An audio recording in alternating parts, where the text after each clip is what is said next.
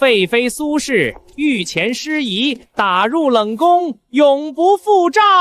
等等，我刚刚不是在烹饪比赛现场吗？怎么突然跪在这儿了？穿越了？我才刚拿到全国烹饪大赛金奖啊，奖金还没花呢。苏氏，请吧。等，公公，我有个问题，冷宫里有饭吃吗？冷宫能有一口骚饭就不错了。那不行，公公，按规矩打入冷宫前是不是该给一顿断头饭？案例确实是有的。那我要求自己做。旁边有间废弃的小厨房，你去吧。娘娘，您怎么还能想着吃啊？别哭，先吃饱再说，吃饱了才有力气想办法。就这够了。娘娘，这哪够啊？连块肉都没有。你不懂，越是简单的食材越考验手艺。娘娘，您什么时候学会做饭的？在梦里学的。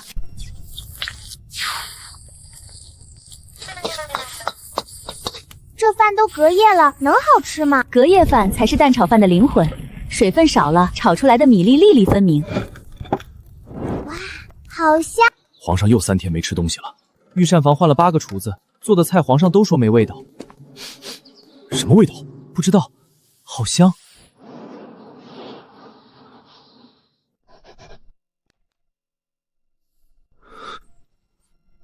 什么味道？陛下，您终于闻到味道了，求您多少吃一点东西吧。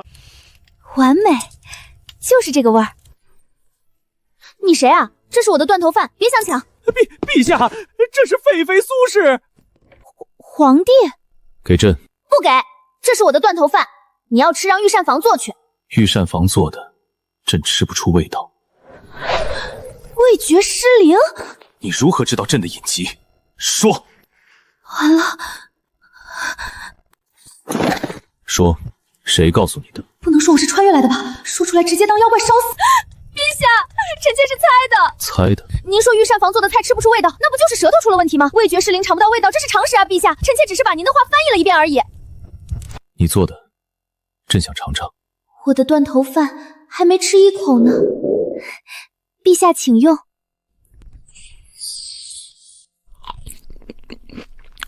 陛下您怎么了？传太医。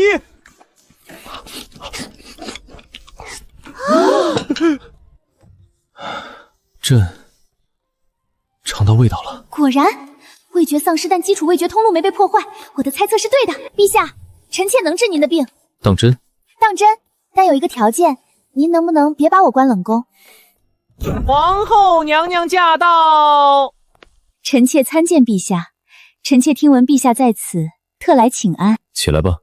这就是苏氏，冲撞圣驾的罪妇。来人，将这罪妇拖出去。本宫已是对她的恩典，怎配出现在陛下面前？大哥，你吃了我一碗饭，倒是说句话呀！朕说关他了吗？可是陛下，他御前失仪，按律当……朕赦免了。从今日起，苏氏迁出冷宫，朕要在养心殿旁给他安排一间小厨房。漂亮，一碗蛋炒饭换了一个编制。是，在后宫会做饭的人死得最快。这是宣战了。翠儿，这地方也太好了吧！娘娘，您这是要得宠了。唐离宫是离皇上最近的宫殿，多少妃子做梦都想住进来呢。得什么宠啊？我就是个做饭的。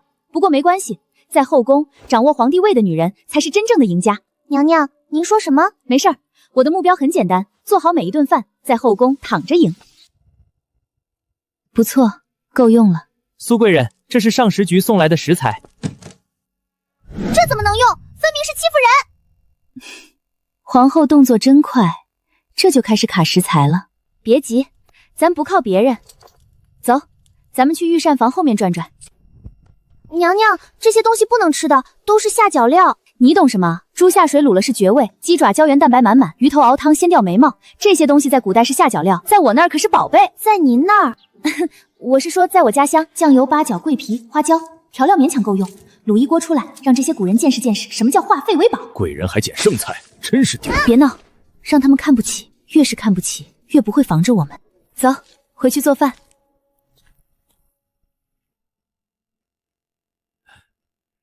苏贵人真是勤俭。刘总管见笑了。大人，查清楚了，皇上确实恢复了味觉，就是因为吃了那个苏贵人的蛋炒饭。蛋炒饭？是，就一碗隔夜饭加2个鸡蛋，皇吃完就说尝到味道了。有意思，我花了3年时间调制的湿味散，被一碗蛋炒饭破了。大人，那我们现在怎么办？皇后那边递了话，说这小丫头碍眼，问您能不能……急什么？一个小丫头而已，翻不起大浪。不过是个会做饭的，后宫里会做饭的多了，活下来的有几个？让她先蹦跶几天，蹦跶的越高，摔下来的时候越好看。娘娘，您说那个刘总管，他会不会帮皇后对付我们？那个人的笑让我不舒服，说不上来为什么，就是太完美了。太完美，你没觉得吗？一个在御膳房待了30年的人，对谁都和和气气，从没得罪过人，要么是真老好人，要么是藏得深。先不管他，明天给皇上做什么才是正事？娘娘想好做什么了？猪蹄，卤猪蹄。陛下太瘦了，得补补胶原蛋白。胶原蛋白？别问了，明天你就知道了。苏贵人，老夫倒要看看你的命有多硬。早上的空气真好，翠儿，准备做早。苏贵人，这是皇后娘娘送您的见面礼，这都馊了，怎么能吃？这就不错了。皇后娘娘还让奴才转告您，上食局那边不会给唐离宫拨1两肉1颗菜。贵人既然会做饭，以后食材就自己想办法吧。多谢皇后娘娘关心，请公公代为转达臣妾的谢意。娘娘，他们太欺负人了。急什么？咱不靠别人。翠儿，宫里有没有什么地方能搞到没人要的食材？御膳房每天会扔掉很多边角料，猪下水、鸡爪、鱼头什么的。猪下水、鸡爪，走，咱们去捡垃圾啊！娘娘慢点儿，这个好，肥肠面、卤肥肠、干煸肥肠，这胶原蛋白卤出来绝了。你看那个苏贵人，好歹也是个主子，居然蹲在这儿捡垃圾。听说上食局不给他食材，只能来捡垃圾吃，真是丢人。别闹，让他们说。娘娘，他们这么说您，越是看不起我们，越不会防着我们，这是好事。苏贵人真是勤俭持家。刘总管见笑了。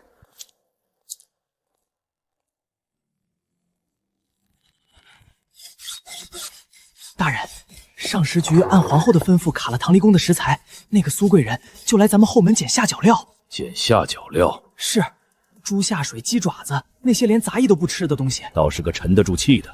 不过也好，让他先蹦跶几天，蹦跶的越高，摔下来的时候越好看。娘娘，这些东西真的能吃吗？不仅能吃，还能好吃到让你把舌头吞下去。明天就知道了。明天早上，这锅卤味的香味会飘遍半个后宫。娘娘，苏贵人去御膳房后门捡下脚料了，自甘下贱，让他折腾去吧。可万一他真做出什么来？一个只会捡垃圾的贱人，能做出什么来？娘娘，这也太香了吧！奴婢从来没闻过这么香的味道。卤的差不多了，尝尝。好好吃，好软，好香，比御膳房做的红烧肉还好吃。那当然，这可是我家祖传的卤方，18味香料文火慢炖1整夜，胶原蛋白全部炖出来了。翠儿，把这些给附近当值的宫女太监送去，1人1份。都要送吗？让你送就送，在后宫混，光抓住皇帝的胃不够，还得抓住群众的基础。姐姐，这是我们娘娘做的卤味，尝尝吧。这是什么？好好吃，你快尝尝，比御膳房的酱肘子好吃100倍。我进宫20年，从来没吃过这么好吃的东西。你吃了吗？听说已经做完了，苏贵人太神了，能做的这么好吃。你饿了？奴才这朕隐约听到有人在说什么卤味。回陛下，是唐离宫的苏贵卤味分给座椅附近的奴才们尝了，现在整个苏贵人的卤猪蹄是神仙味道。神仙味道？摆驾唐离宫。太好吃了，虽然是下脚料做的，但这味道米其林3星都不换。臣妾参见陛下，陛下来的真不巧，臣妾刚吃完。拿出来。什么？你身后那个？这是卤猪蹄，选用上等猪前蹄，配以八角、桂皮、花椒等18味香料，文火慢炖1夜，胶原蛋白满满，美容养颜。朕不需要美容。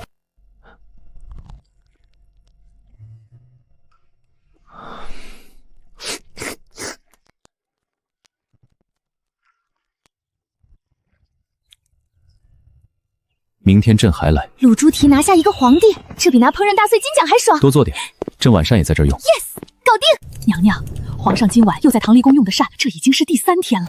一个捡垃圾吃的贱人，也敢跟我争宠？皇后娘娘那边的意思是，先让老奴把这个交给您。这是什么？皇后娘娘说了，放进她明天要用的食材里。皇上吃了她的菜中毒，看她还怎么翻身。娘娘，门口有一大筐菜，新鲜的。新鲜的？谁送的？不知道，肯定是皇上施压了，上食局不敢不给咱们送菜了。娘娘您看，鱼还是活的呢。娘娘，今天是不是可以给皇上做顿好的啦？翠儿，这菜不能要啊？为什么？你看这个，正常洗鞘的水渍不会这么均匀，会在叶片上留下这种淡白色的痕迹，这是被药水泡过的。娘娘，您是说有人要害您？准确的说，是有人要我做的菜里带毒，然后让皇上吃到。打得一手好算盘，皇上在我的菜里中了毒，我百口莫辩，直接满门抄斩。那我们赶紧禀告皇上。不急，对方没有这么做，肯定已经把痕迹清理干净了。现在去告状，反而会被人反咬一口，说我们疑神疑鬼。翠儿，把这些菜拿到后院，挖个坑埋了，埋深一点，别让人发现。然后你从后门出去，去我们之前联系的那个宫外菜贩那里重新买一批食材。可是，就让他们这么白白害我们？谁说白白害了？是为了下次让他们自己露馅。你等着看，对方一计不成，肯定会再出手。下次我让他们有来无回。失败了。那贱人根本没碰那些菜，我让人盯着唐立功，看到他宫女把整筐菜都埋后院了。他看出来了？不可能，那药无色无味，太医都验不出来，他怎么可能？他看出来了，这个小贱人比本宫想的要聪明。能在冷宫里做一碗蛋炒饭让皇上恢复味觉的人，对食材的敏感度不是普通人能比的。我们大意了，那现在怎么办？要不直接找人？蠢货，动刀动枪只会让皇上查过来。对付他要用更隐蔽的办法。他不是治好了太后的厌食症吗？如果太后突然又吃不下东西了呢？而且是吃了他做的饭菜之后。娘娘的意思是，太后年事已高，身体时好时坏很正常。如果恰好在她吃过苏人的饭食之后旧疾复发，皇上再宠爱她，也架不住一个克太后的罪名。你去安排吧，这次不要用药粉，用更隐蔽的办法。翠儿，从今天起，我们唐离宫的食材要过3道关。第1道，采购时检查来源，不认识的人送的菜一律不收。第2道，进厨房前用银针验一遍。第3道，所有青菜在水里泡半个时辰再洗，如果水变色或者有异味，立刻扔掉。记住了吗？记住了。还有，厨房的钥匙从今天起只有你和我有。晚上睡觉前，在灶台和食材柜上撒一层面粉。撒面粉？如果有人趁夜进来动手脚，第2天早上我们就能看到脚印，这叫食安防护标准流程。你们古代，你们宫里没这套吧？没有，娘娘您太厉害了。这不是厉害，是被人害多了总结出来的经验。皇后的招数不会只有这一招，下次她会从哪里下手？我的厨房，太后的饮食，还是直接针对皇上？不管从哪里来，我都得接住，我不能输。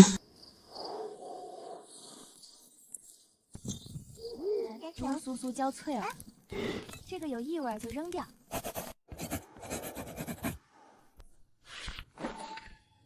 还挺机灵，朕倒要看看你还能给朕多少惊喜。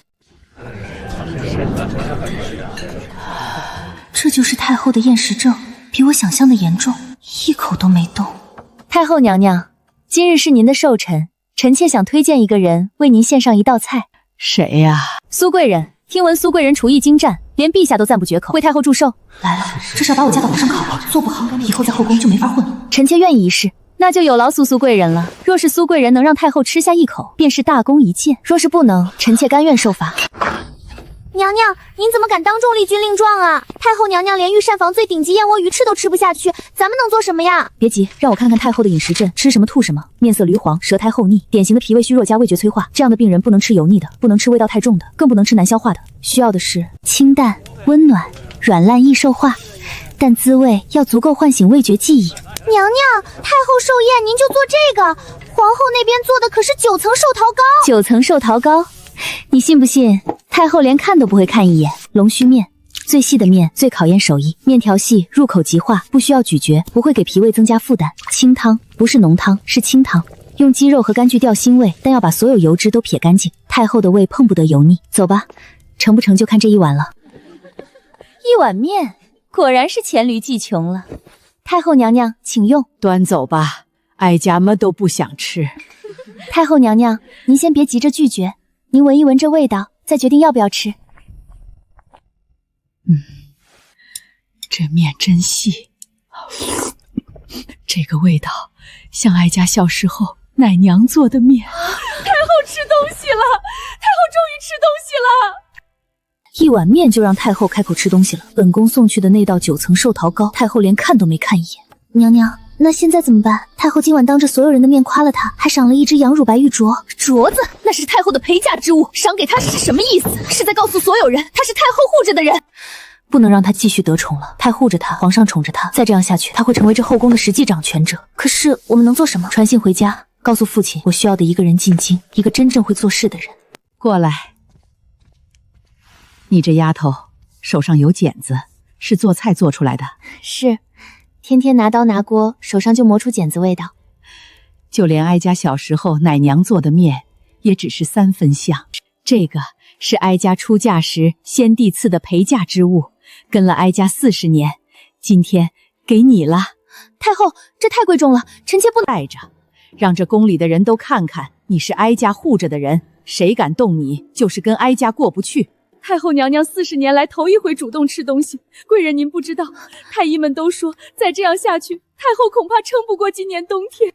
臣妾太后恩典，臣妾以后天天变着花样给您做好吃的，一定把您的身体养得棒棒的。好，好，哀家等着。那只镯子，你看到了吗？太后的羊脂之白玉镯，当年先帝亲赐的，他赏给那个贱人。看到了，这是不是说以后谁都不能动苏贵人了？什么不能让贾妃去过本宫？他一个刚来几个月的贱人，一碗面得了太后的心，凭什么？娘娘息怒，那贱人肯定用了什么见不得人的手段。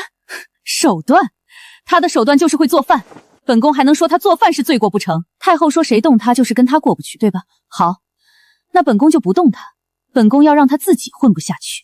娘娘的意思是，去找几个人在后宫里传话，就说苏贵人的菜不是菜，跟下妖术。太后就是被吃了就下了蛊才吃下那碗面的。有没有人信不重要，太后是信佛的。如果她听到这些，就算不全信，心里也会犯嘀咕。一旦太后心里有了疙瘩，她就不再是那贱人的靠山了。啊，娘娘，太后的镯子，那可是先帝赐的陪嫁之物啊！以后宫里谁还敢欺负我们？翠儿，别高兴太早，这个既是护身符，也是催命符。娘娘什么意思？太后护我，就等于把我和太后绑在了一起。如果有人想对付太后，第一个要除掉的就是我。如果有人想对付我，也必须先绕开太后。而绕开太后的唯一办法，就是让太后不再护着我，继续做菜，做好吃的菜给皇上吃，给太后吃。只要皇上和太后的胃被我牢牢抓住，谁也动不了我们。但有一件事要记住，不要主动惹事，不要给皇后抓住任何把柄。我们唐离宫的人，从今天起走路都低调3分。奴婢记住了。太后撑腰，皇帝爱吃我的菜，看起来形势一片大好。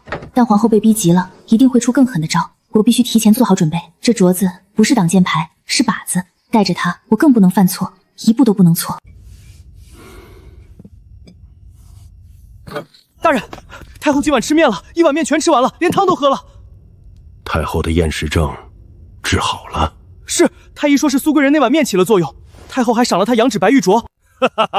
一碗面破了我的尸胃散，又一碗面破了太后的厌食症。这个苏贵人，他是老天派来克我的。大人，那我们怎么办？不急，太后的饮食一直是御膳房负责，他以后给太后做的每一道菜都要经过我的人之手，有的是机会。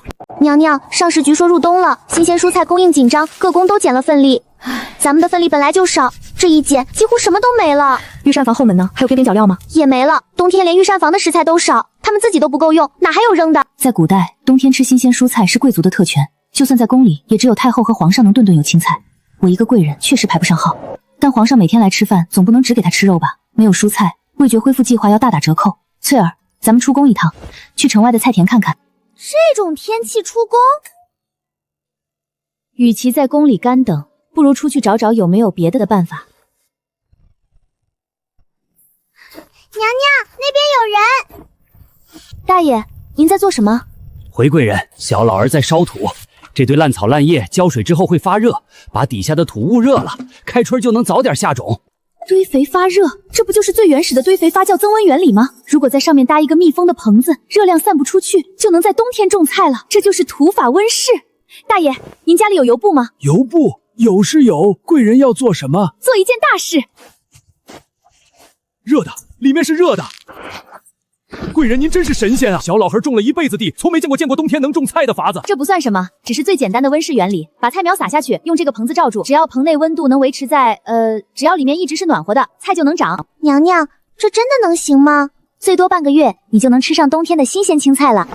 贵人，您这法子要是能成，那可是救了全京城的百姓啊！每年冬天穷人吃不上青菜，大人小孩嘴角烂，肚子胀，就是因为缺了这口绿叶菜呀。我来古代只想活命，但如果有机会能让更多人吃得好一点、健康一点，那也不枉穿越一场。又是冬笋，宫里除了冬笋和白菜，就别的菜了。回陛下，入冬之后新鲜蔬菜稀缺，御膳房也是巧妇难为无米之炊。陛下，有情况汇报，苏贵今日出宫，在京郊菜农搭了一个冬天种菜的棚子。据他所说，半个月后就能在冬天种出新鲜青菜。冬天种菜，他还懂农事？末将亲眼所见，那棚子里确实是温热的。菜农说此法可行。朕的这位贵人，到底还有多少本事没使出来？陛下，要不要让户部派人去学这个法子？去，告诉户部，如果此法可行，明年冬天在北方各州推广。京郊百姓每年冬天因缺菜而生病的不在少数。另外，传朕口谕，即日起唐离宫的食材份例恢复如常，不加倍。他要什么就给什么。娘娘您听听，他教几个泥腿子种菜，皇上就给他加倍分量，这分明是借题发挥，变着法宠他。他不只是会做饭，他还会种菜，会收买人心，会让太后和皇上都觉得与众不同，迟早会取代我。那我们上次你说你哥哥在禁军中当差，是我哥哥是禁军副统领。富儿过来。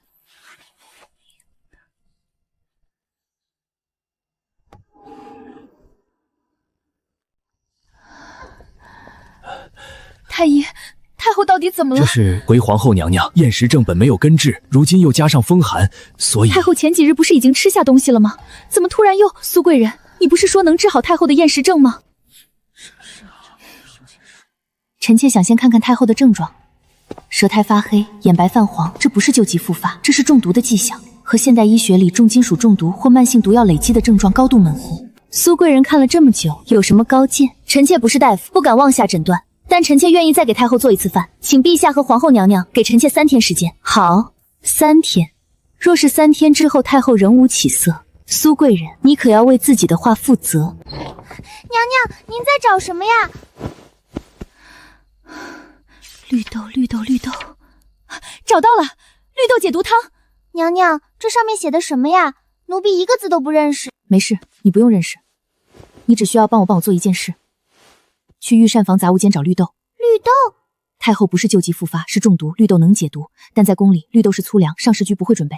御膳房后院的杂物间可能有，那里堆着给牲口吃的杂粮。那奴婢现在就去。不，我去。夜深人静，你目标太大了，我换了夜行衣去，不会有人发现。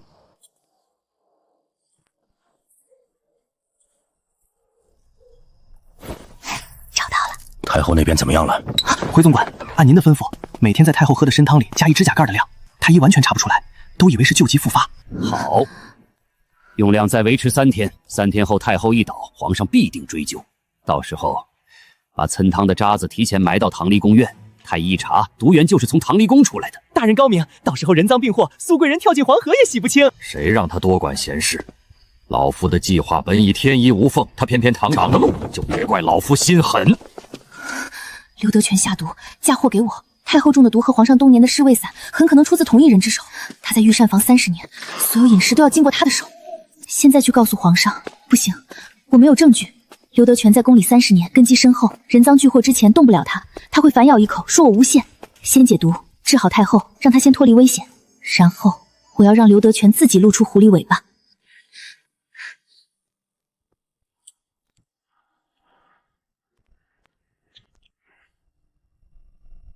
有人来过。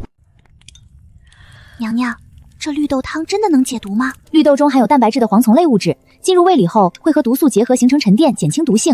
黄酮类物质则能保护胃黏膜，加速排毒。简单说，就是绿豆能把身体里的坏东西包起来带出去。那太后喝了就能好？不确定，我不知道太后中的是什么毒，也不知道绿豆对这个毒的效果解得有多大，但这是目前野毒，蜂蜜护胃。走吧，天快亮了。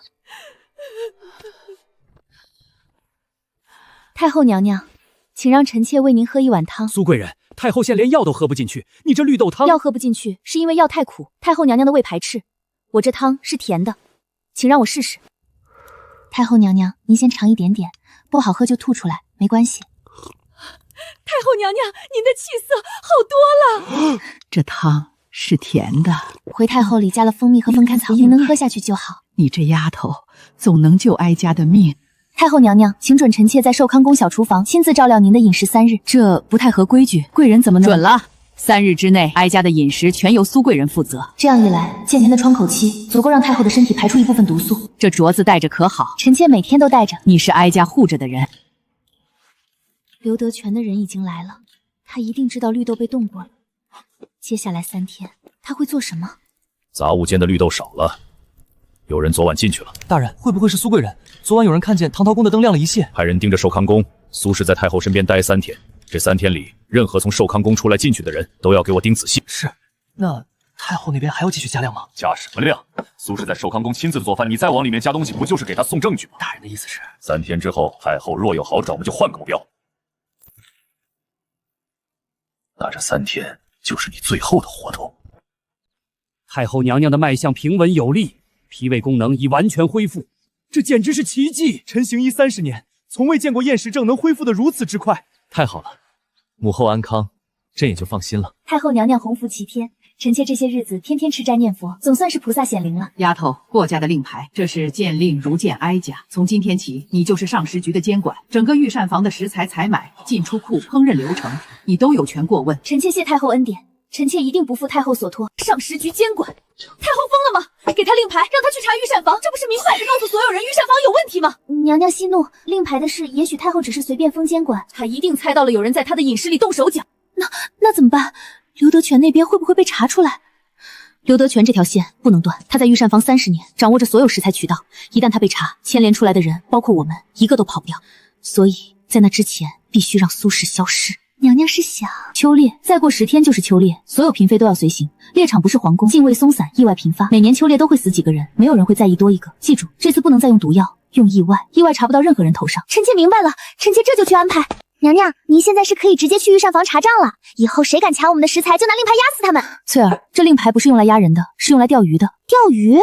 刘德全在御膳房30年，所有的阴谋都建立在没有人监管的基础上。现在我突然拿着令牌去查，他一定会慌，就会出错，一出错就会露出马脚。我们要做的不是现在就抓他，而是让他自己暴露出足够的证据。对，先查食材来源，再查入库记录，然后查参汤的药渣，一步一步来，每一步都让他有反应的时间。他越急，破绽越多。娘娘，您磨刀做什么？秋猎要到了，陛下点名要我随行，在猎场待10天，我得准备好所有厨具和食材，顺便也要做好防身的准备。娘娘觉得猎场有危险？在宫里有太后和皇上看着，皇后不敢明目张胆的动手，但猎场不一样，那是野外，什么事都可能发生。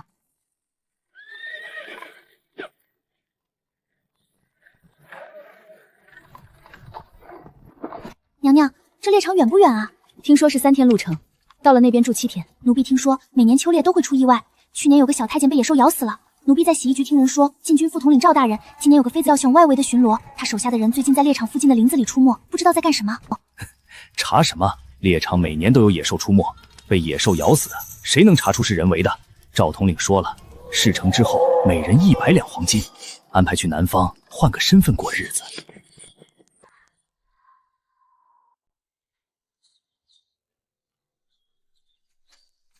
找到了，松茸。这种松茸只在苏生部部生长，味道极鲜，加上山里现打的野鸡，炖一锅松茸鸡汤，皇上肯定喜欢。娘娘，咱们是不是走太远了？营地的旗子都看不见了。没事儿，我记得来时的路，咱们往回走就是了。娘娘，跑！苏贵人得罪了，有人出100两黄金买你的命。100两黄金，皇后还真舍得花钱，幸好我带了调味料。我的眼睛，这是什么东西？翠儿，跟我走，别回头。娘娘，他们会不会找到我们？不会，辣椒面的味道会让猎犬也闻不到我们的气味。只要熬过今晚，明天天一亮我们就往营地走。可是好冷，我们会不会冻死在这里？别怕，我有办法。幸好我随身带着盐和打火石，把洞口挡住，热气就不会跑出去。来，先吃点东西。对不，奴婢太没用了。要不是你提醒我带着辣面，我们早就被砍死了。我必须活着回去，然后反击。1整夜，朕的贵人失踪了1整夜，你们告诉朕，没人知道他在哪儿。昨儿息怒，末将已经派出3队人马连夜搜索，但密林范围太广，再找加3队，你们都不用回来了。陛下，臣妾昨晚也急得一夜没睡。苏贵人他不会。你最好祈祷他没事。陛下，苏贵人找到了。陛下，臣妾采了松茸，本来想给您炖鸡汤的，路上遇到了一点意外。给朕查。伤处理好了。回陛下，不碍事。那就说说昨晚发生了什么。陛下，在说昨晚的事之前，臣妾要先说另一件事。什么事？太后之前突发救急，不是救急，是中毒。你说什么？那天晚上，我在御膳房的杂物间里听到了刘德全和他的心腹对话，要让我跳进黄河也洗不清。为什么当时不告诉朕？因为臣妾没有证据。刘德全在御膳房30年，根基深厚，空口白话的指控。臣妾只是不想给陛下添麻烦。娘娘，现在怎么办？皇上派人在查昨晚的事了。慌什么？杀手是你哥哥找的，又不是我们自己人。就算查到了，也查不到我们头上。可是猎场的计划已经打草惊蛇了。现在苏氏身边有4名侍卫贴身保护，再用意外杀他，等于直接告诉皇上是我们干的。那我们就什么都不做。谁说我们要杀他？杀人是最愚蠢的办法，最好的办法是让他身边的人背叛他。娘娘的意思是，他那个贴身宫女叫什么来着？翠儿。查查这个翠儿的底细，宫外有没有家人？一个无权无势的小宫女，应该很好拿捏。臣妾明白了，这就去查。等等，那个柳才人上次说他做点心手艺不错，是的，让他准备好，等秋烈回宫，本宫要安排一场好戏。娘娘，以后您再也不许一个人乱跑了，要做什么都要叫上奴婢一起。好好好，以后一定带着你。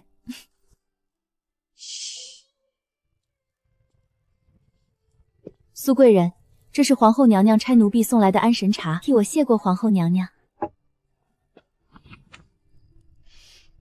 以后除了我们自己人，任何人送来的饮食都不要碰。奴婢记住了。陛下亲自猎得雄鹿1头，秋猎大吉。鹿肉、野鸡。苏贵人，陛下说的庆功宴由您主厨。今天在林子里捡的食材正好都能用上。翠儿，开火。焯水的时候要冷水下锅，这样汤才不会有腥味。记住了，记住了。娘娘，这是什么啊？好特别的味道。这叫孜然，配烤肉是绝配。陛下请用。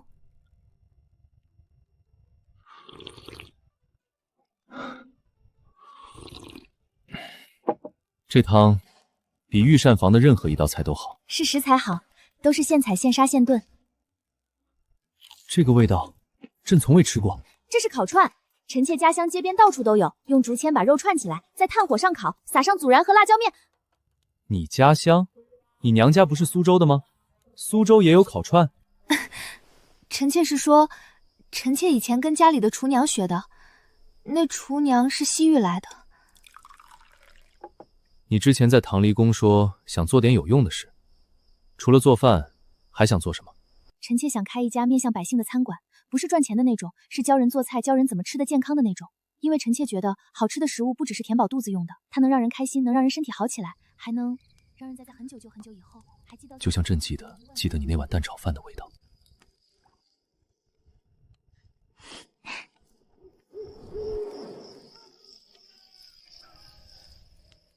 这是哀家亲笔写的授权文书，从今天起，你就是上食局监管。御膳房的食材采买账目、入库记录、每日菜单，你都有权过问。谁敢阻拦，就是抗哀家的旨。臣妾定不负太后重托。丫头，哀家知道你在猎场遇险的事，皇上跟哀家说了，这后宫里想害你的人不少。哀家给你的令牌和文书也是给你保命的。记住，你不是一个人在跟他们斗。太后娘娘，您为什么对臣妾这么好？因为你做的饭让哀家想起了就以前事，那是哀家这辈子吃过的最好的东西，不是山珍海味，是人心。去吧，查个水落石出，哀家给你撑腰。苏贵人要查账，老奴自然全力配合。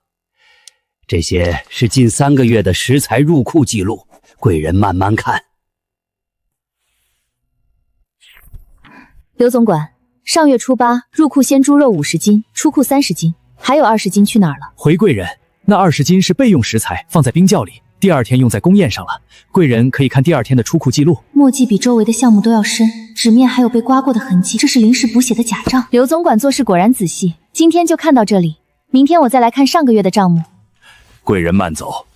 臭丫头，第1天就盯上了猪肉和人参的缺口，她比我想的更难缠。大人，那些假账会不会被看出来？迟早的事，那丫头精得很，早晚会查出问题。把密室里的东西全部转移，所有药瓶、药粉跟沈家往来的信件一样都不许留。是，那转移到哪里？冷宫地窖，那里废弃多年，没人会去。既然查账拦不住他，那就换个办法，去给皇后传话，就说御膳房这边快撑不住了，请皇后娘娘出手。皇后娘娘会帮我们吗？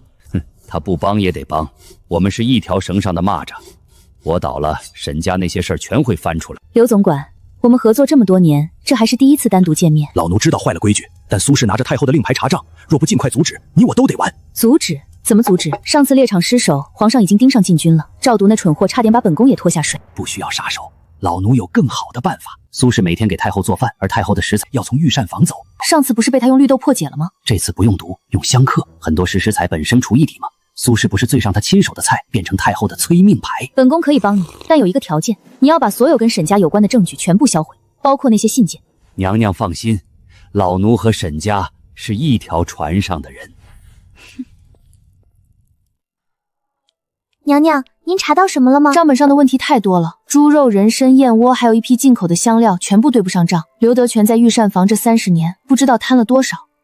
但问题不只是贪污，还有什么？如果只是贪污，不需要在太后的饮食里下毒。刘德全对太后下手，说明他的目的不是钱，是命。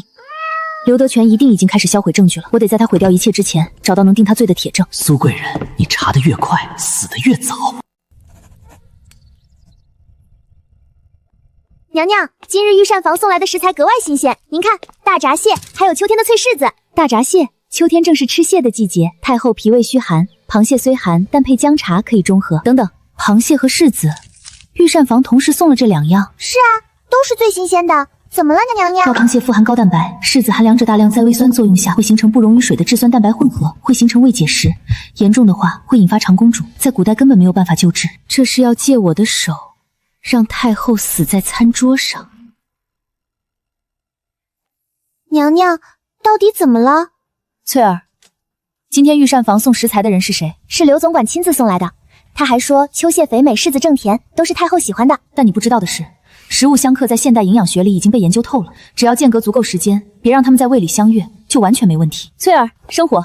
今天的早餐，第1道清蒸大闸蟹配姜茶，第2道蟹粉小笼包，柿子留着下午茶再上。啊，螃蟹和柿子不能一起吃吗？不能，但这不需要跟任何人解释，我们只需要让太后吃得开心就行。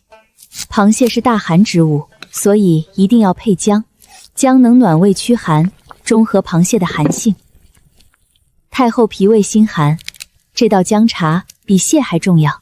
至于柿子，至少缺隔2个时在时吃，让螃蟹的蛋白质完全离开胃部，2个时辰之后，粒酸和蛋白质就不会在胃里相遇。哇，您真是什么都懂。这就是我家祖传的饮食搭配学问。食物不是不能一起吃，是要懂得怎么吃，什么时候吃。哟，今天有蟹吃，正是秋蟹最肥的时候，臣妾清蒸了2只，保留了蟹肉最原始的鲜甜。不过太后只能吃1只，蟹性寒，吃多了伤胃。吃完记得喝姜茶暖一暖，还备了蟹八质，太后慢慢吃。好，这蟹蒸的恰到好处，不老不柴，肉质甜嫩。御膳房做的蟹总是蒸过头，肉都干了。蟹的大小不同，蒸的时间也不同，臣妾是看蟹的大小来定时间的。这小笼包里的汤汁是怎么包进去的？回太后，是把高汤冻成冻，包的时候是固体，蒸熟了就是汤汁了。别人做菜是手艺，你做菜是学问，难怪皇上天天往你那儿跑。太后过奖了。大人，苏贵人她做了螃蟹，但她没做柿子，柿子被她安排到下午茶了。他看出来了，他竟然看出来了。大人，螃蟹和柿子不能同时，这是连太医院都不一定知道的冷门偏方。他一个深闺出来的贵人，怎么会懂这些？或许只是巧合。巧合？猎场巧合脱身，毒菜巧合发现，再又巧合把柿子挪到下午。这世上没有这么多巧合。既然巧的不行，那就来硬的。你去把冷宫地窖里的那瓶化骨散拿来，那是我最后的底牌，无色无味，入水即溶，死后验尸都验不出来。既然食物相克难不倒他，那就直接送他上路。大人，您是说直接对苏贵人？不是他，是皇上。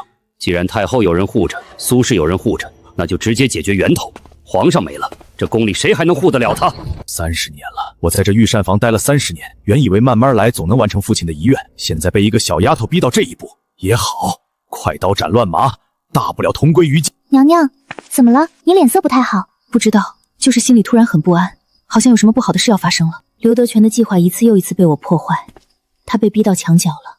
一个在宫里潜伏了30年的人，被逼急了，会做出什么？谁让他挡了老夫的路？如果是我会选择最直接的办法，不再拐弯抹角。娘娘，要不明天咱们去跟皇上说说，让皇上多派些人来保护您。来不及了，刘德全要动手，不会等我们准备好的。明天开始，我亲自盯着御膳房送来的每一样食材，不仅是为我，也是为皇上，为太后。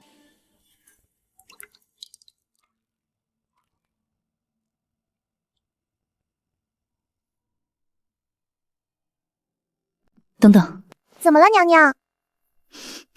这个味道不对。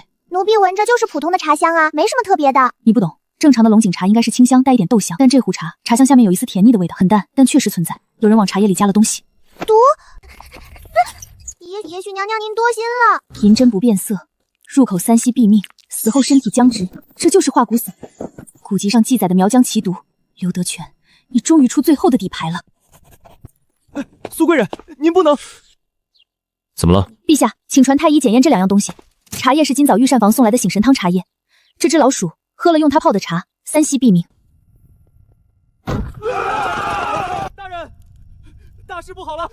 暗卫包围了御膳房，他们来抓你了。是苏贵人端着毒茶去见皇上，发现了。太医验出了化骨散，现在整个御膳房都被封了。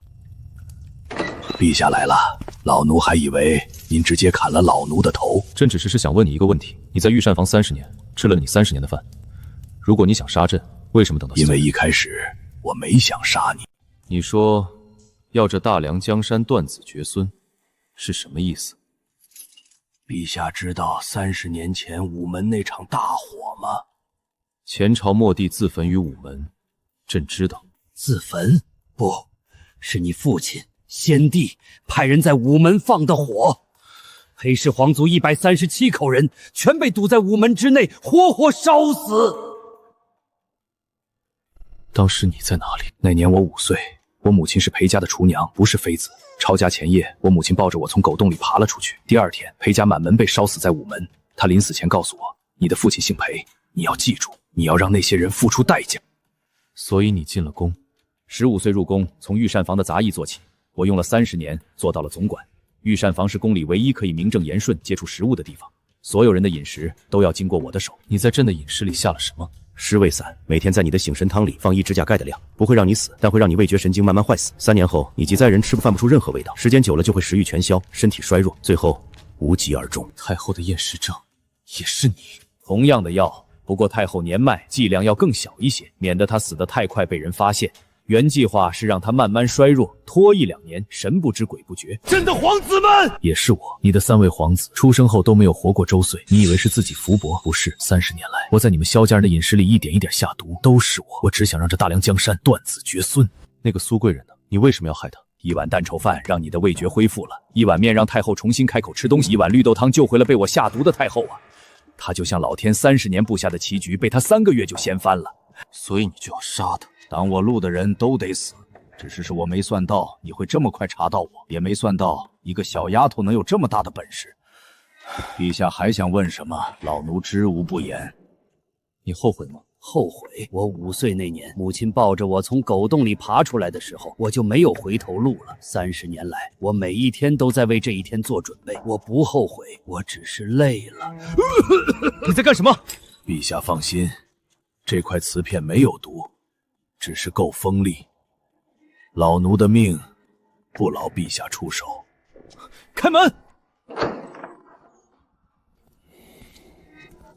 母亲，孩儿尽力了。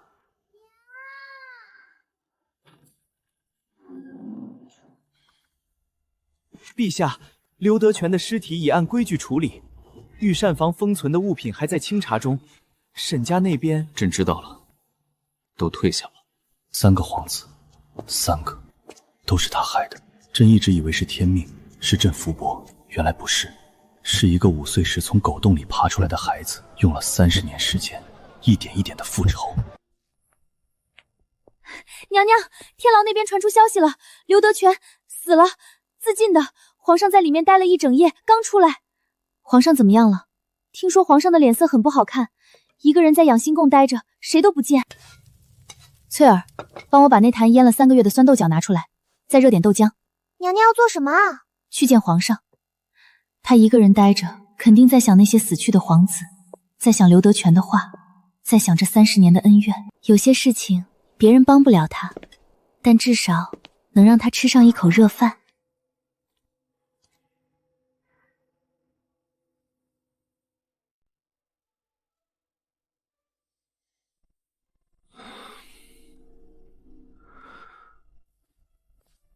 陛下，苏贵人求见。朕说了，谁都不见。臣妾没等您说见就进来了。您要是不想吃，臣妾就在这儿等。等您想吃了，热一热再给您端上来。朕不饿。那臣妾陪您坐着。您不饿的时候，臣妾先吃。酸豆角腌了3个月，恰到好处，酸中带一点点辣，配煎饼简直是绝了。陛下，您真的不要来一口？你就不怕朕治你御前失仪？臣妾是厨子，厨子在客人面前吃自己的菜，那叫现场演示，不叫失仪。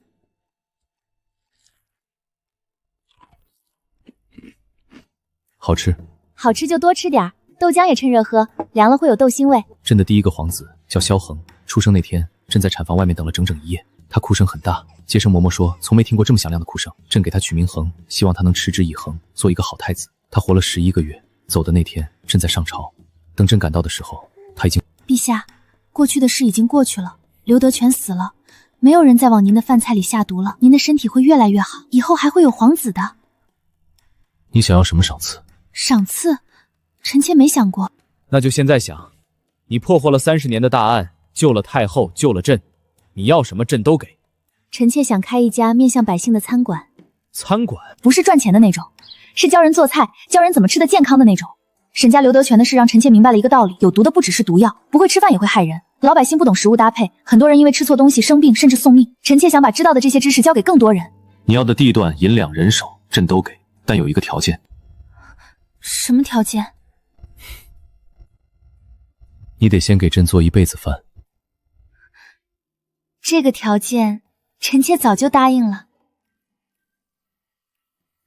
丫头，沈氏被废，后位空悬，哀家跟皇帝说了，让他立你为后。太后，臣妾出身低微，不懂朝政，也不会管理后宫，当不了皇后的。出身低微，你给大梁争来了北狄10年和平，一碗面就绵了哀家大命，整个后宫谁比你功劳大？管理后宫？后宫不就是一群女人争风吃醋吗？你把她们都叫到唐提宫来，一人发一把菜刀，让她们学做菜，看谁还有力气折腾。太后这思想，搁现在妥妥的女权先锋啊！丫头，哀家跟你说正经的，哀家也喜欢你，不争不抢，只会做实事的人。他就像老天派来克我的。也许太后说的对，也许我来这里，不只是为了活命。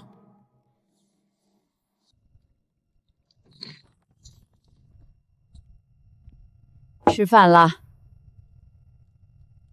我要见我父亲。你父亲？沈家满门都下狱了，你以为你还是皇后呢？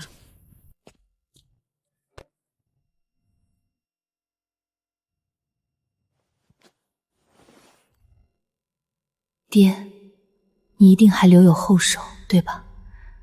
你不会这么轻易就输掉的。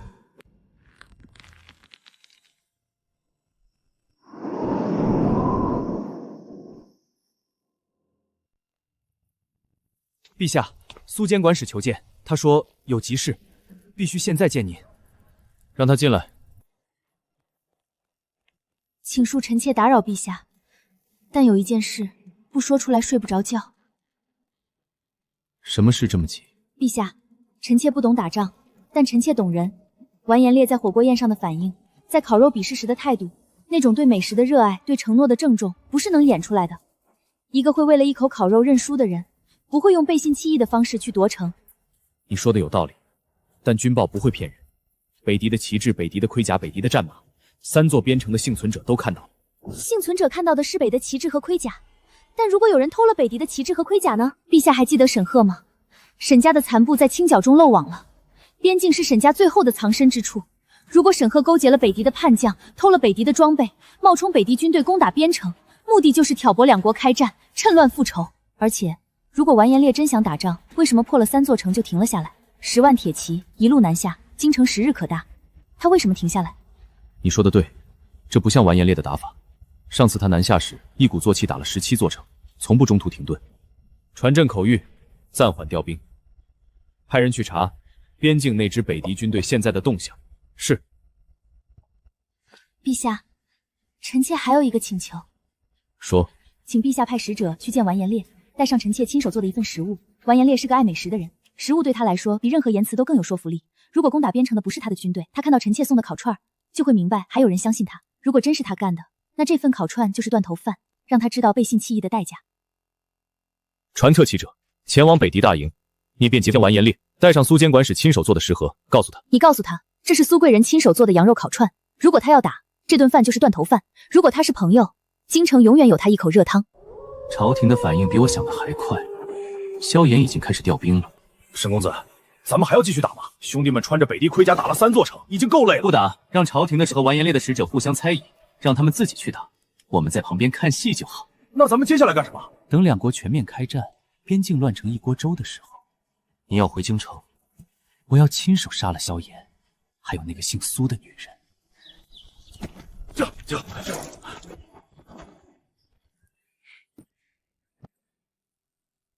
回去告诉你们皇帝，北狄从来没有撕毁协议，攻打边城的不是我的军队，是有人偷了北狄的旗帜和盔甲，冒充我们。我已经查到幕后主使是你们的一个姓沈的年轻人。沈。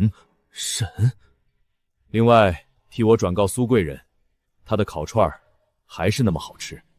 等这件事了结，我会去京城再吃一顿他做的火锅。完颜烈，这顿饭我不是白送的，希望你对得起这份烤串。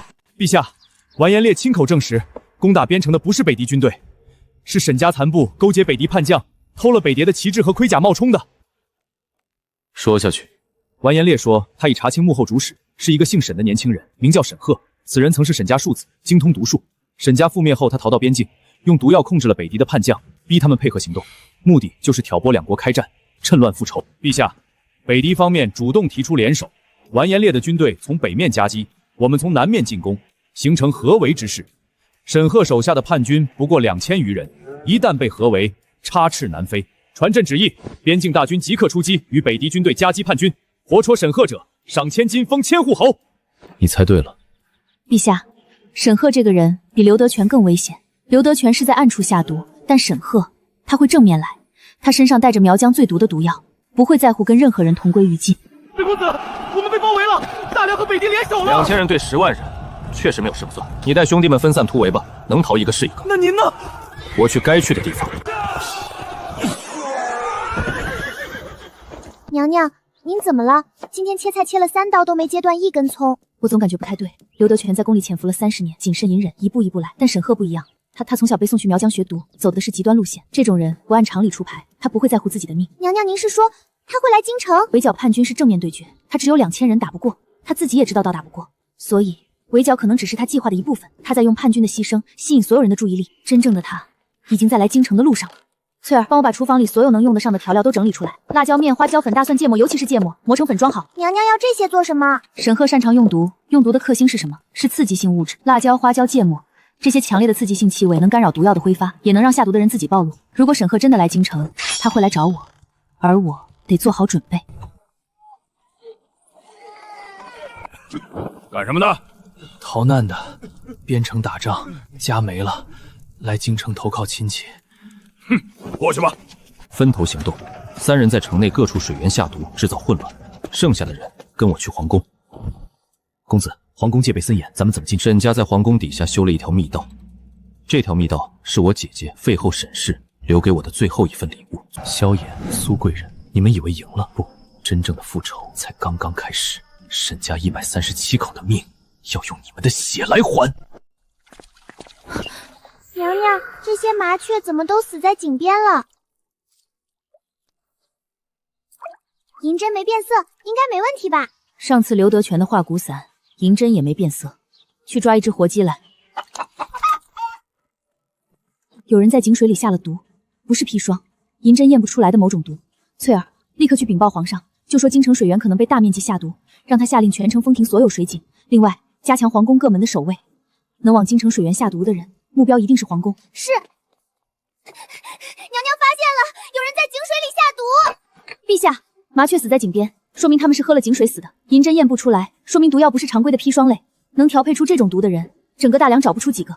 沈赫是，他学毒多年，手里有各种奇毒，这种手段太像他的风格了。传朕旨意，全城即刻戒严，所有水井封停，饮用水统一由禁军发放，各城门增派守卫，进出城的每一个人都要严加盘查，发现可疑人等立刻拿下。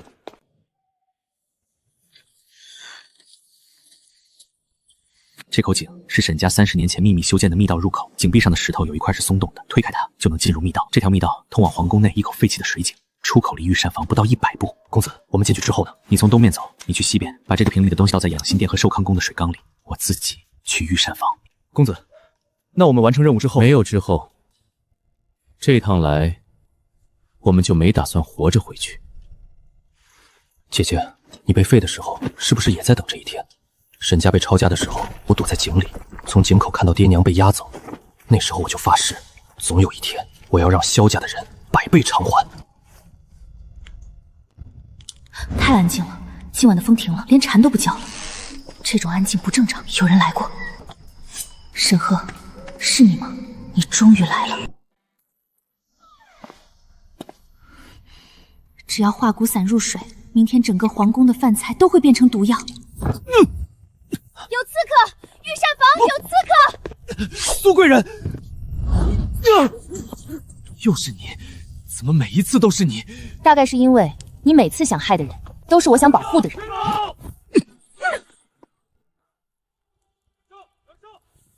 他伤到你没有？没有，臣妾用面粉和热油逼退了他，但他走的时候用了一种毒烟弹，烟雾散开后他就消失了。他肯定还在宫里，一个精通毒术的人藏在宫里，太危险了。朕知道，所以传朕口谕，全宫戒严，所有宫门落锁，任何人不得进出。禁军分成3队，逐殿逐院的搜，每一口水井，每一个地窖，每一间废弃的屋子，全部翻一遍，封锁所有可能藏人的死角。末将领旨，御膳房、寿康宫、养心殿这3个地方加派3倍人手，把所有水缸全部清空换新水。从现在起，太后和朕的饮食由苏监管使单独负责，不经御膳房，不假他人之手。臣妾明白。从今天起，你搬到养心殿偏殿，朕看着你才能放心。这不合规矩。朕就是规矩。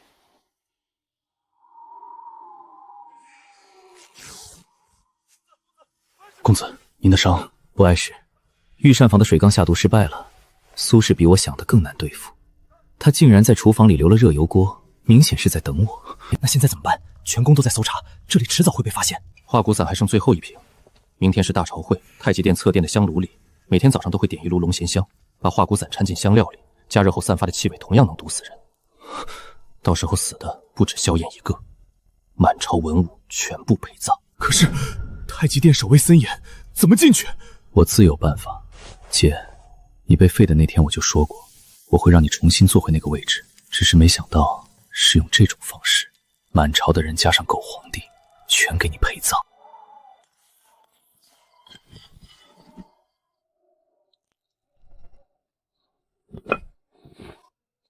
娘娘，您该歇息了，天都快亮了。我睡不着，沈赫还没抓到，他手里一定还有毒药，他不知道藏在哪个角落，随时都可能。翠儿，今天是不是有大朝会？是啊，每月初1、15，天一亮，文武百官就要进宫了。文武百官齐聚，所有人都在太极殿上。如果我是沈赫，我会在太极殿动手，不需要进殿，只需要在殿里的香炉做手脚。朝会点香是惯例，香料加热后，毒气扩散，一网打尽。娘娘。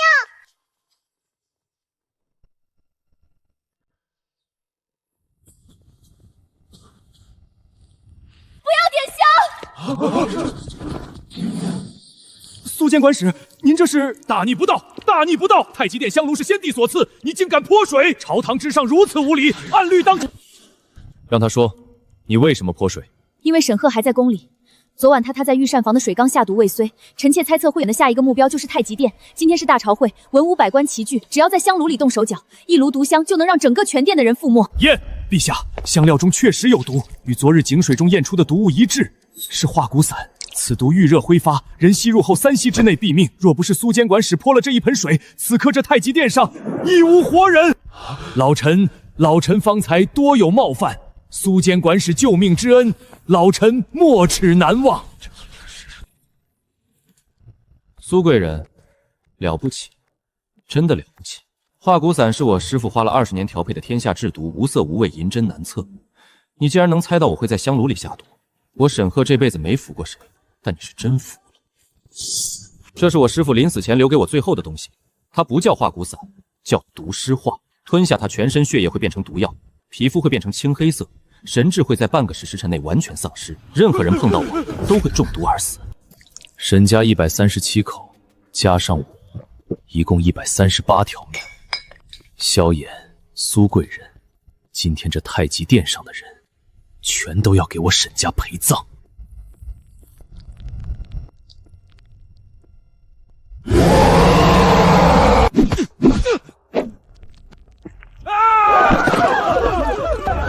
要近身，用长兵器逼退他，把他困住。他的皮肤渗出黑色液体，遇物即腐，这是强酸性毒素通过汗腺排出。酸性毒素用碱性物质可以中和。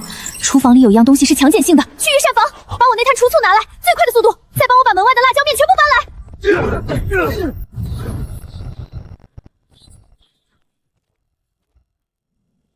朕在这里。把醋泼在他身上，快！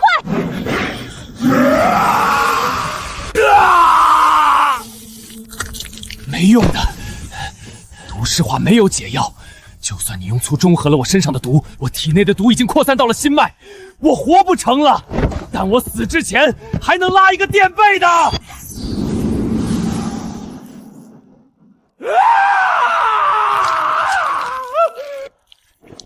这样也好，爹娘，孩儿来了。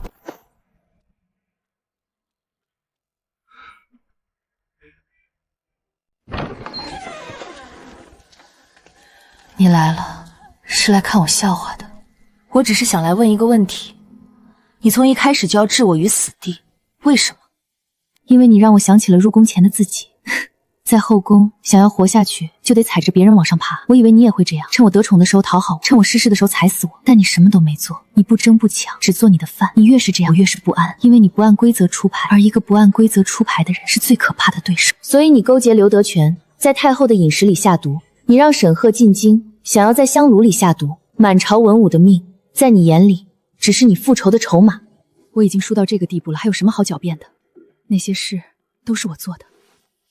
但有一件事我没有骗你，秋猎那天晚上我确实急了一夜，不是装出来的，不是因为怕你死，是因为怕你死不了，回来之后反咬我一口。如果你当初不是非要跟我斗，也许我们还能相安无事。在后宫没有相安无事，不斗的人死得最快。你是个例外，但不代表别人也能是例外。陛下，2名死士已经全部抓获，其中1人在拒捕时自尽，另1人供出了所有计划。沈赫在京城外的秘密据点也被查获，里面搜出大量毒药和相关信件。这是从沈赫住处搜出的信件，其中有多封是废后沈氏在被废之前写给他的。信中提到刘德全的身份、御膳房的布局，以及太后饮食的规律和守卫排班。沈氏，朕给过他机会，猎场刺杀之后，朕就知道他脱不了干系，朕没有动他，因为她是朕结发10年的皇后。传朕旨意，刘德等其人谋害太后、毒害朝臣，罪无可赦。废后沈氏即日起废为庶人，终生幽禁冷宫。沈家满门抄斩。娘娘，您怎么还有心情做饭啊？经历了这么大的事，您不该好好歇歇吗？就是因为经历了这么大的事，才更要做饭。做饭的时候，脑子里什么都不用想，只想着面团、火候、调味，这是最有效的休息。您包的这是什么呀？饺子，我家乡那边逢年过节都会吃饺子。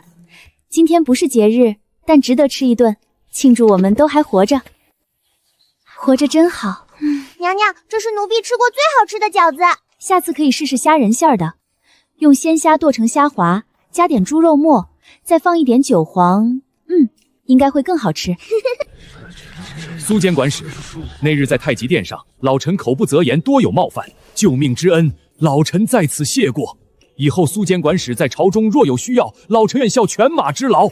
大人言重了，臣妾只是做了该做的事。他是朕的福星。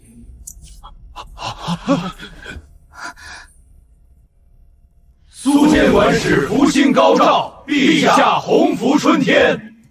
这座宫殿，哀家打算重新修缮，沈氏住过的痕迹全部清理干净，按新主人的喜好重新布置。太后娘娘，您是想让哪位娘娘搬进来？你觉得苏贵人怎么样？太后是想立苏监管使为后。这后宫需要一个好皇后，不是会争宠的皇后，是会做事的皇后。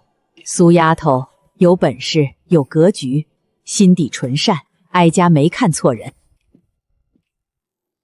娘娘，太后请您今晚去寿康宫用膳，说是有事要跟您商量。有事商量？什么事？不知道，但寿康宫的嬷嬷说太后今天心情特别好，还让人翻出了封后点点的礼单再看看。封后点点的礼单？陛下，立后乃国本大事。苏监管使虽然功劳卓著，但他出身寒微，没有世家根基，入宫攻坚尚短，立其为后，恐引来天下非议。臣等恳请陛下三思。臣等附议。你们说的家世背景是指什么？是祖上的爵位，还是手里的权力？若论家世，沈氏倒是家世显赫，结果呢，勾结前朝余孽，企图颠覆朝廷。但是苏监管自他入宫以来，救太后、破奸佞、救满朝文武，这些事儿有哪一件是家事帮他做的？立后之事，朕一决退朝。娘娘，那些大臣太过分了，他们在朝堂联名反对立您为后，说您出身寒微，与礼不合。然后呢？皇上怎么说？皇上压着奏折没批，还反驳了他们。但那些大臣还是不服气。他们不服气，是因为他们需要一个理由，一个能说服自己也能说服别人的理由，来接受一个厨娘当皇后。感激是私人的，接受是公开的。公开场合，他们需要面子。既然他们需要面子，那我就给他们面子。传话给那几位联名上奏的老大人，就说苏贵人在唐离宫设宴，请他们今晚来吃饭。菜单我会按他们的口味和身体情宽独定制。贵人要请反对您的大臣吃饭？对，吃饭这事儿比吵架管用。3位大人辛苦了一天，先吃饭。有什么事吃饱了再说。为何老夫的菜与别人不同？因为每个人适合的食物不同。老大人，您上次在朝堂上说过有痛风的毛病，发作时膝盖疼痛难忍，所以今晚给您准备的菜全部是低嘌呤的，鱼肉清蒸不放酱油，连粥都是用薏米和山药熬的，您尝尝看。老夫的这道羊肉汤，大人您是脾胃虚寒的体质，羊肉温饱脾胃，配以当归和黄芪慢炖了2个时辰，这道汤是专门为您做的。老夫的全是素菜。大人您血脂偏高，脉象显示肝火旺盛，需要控制油脂湿入。今晚给您准备的菜全部用蒸煮，没有一滴油。大人不妨试试这道蒜蓉蒸茄子，虽无油，但蒜香入味，比炒的还好吃。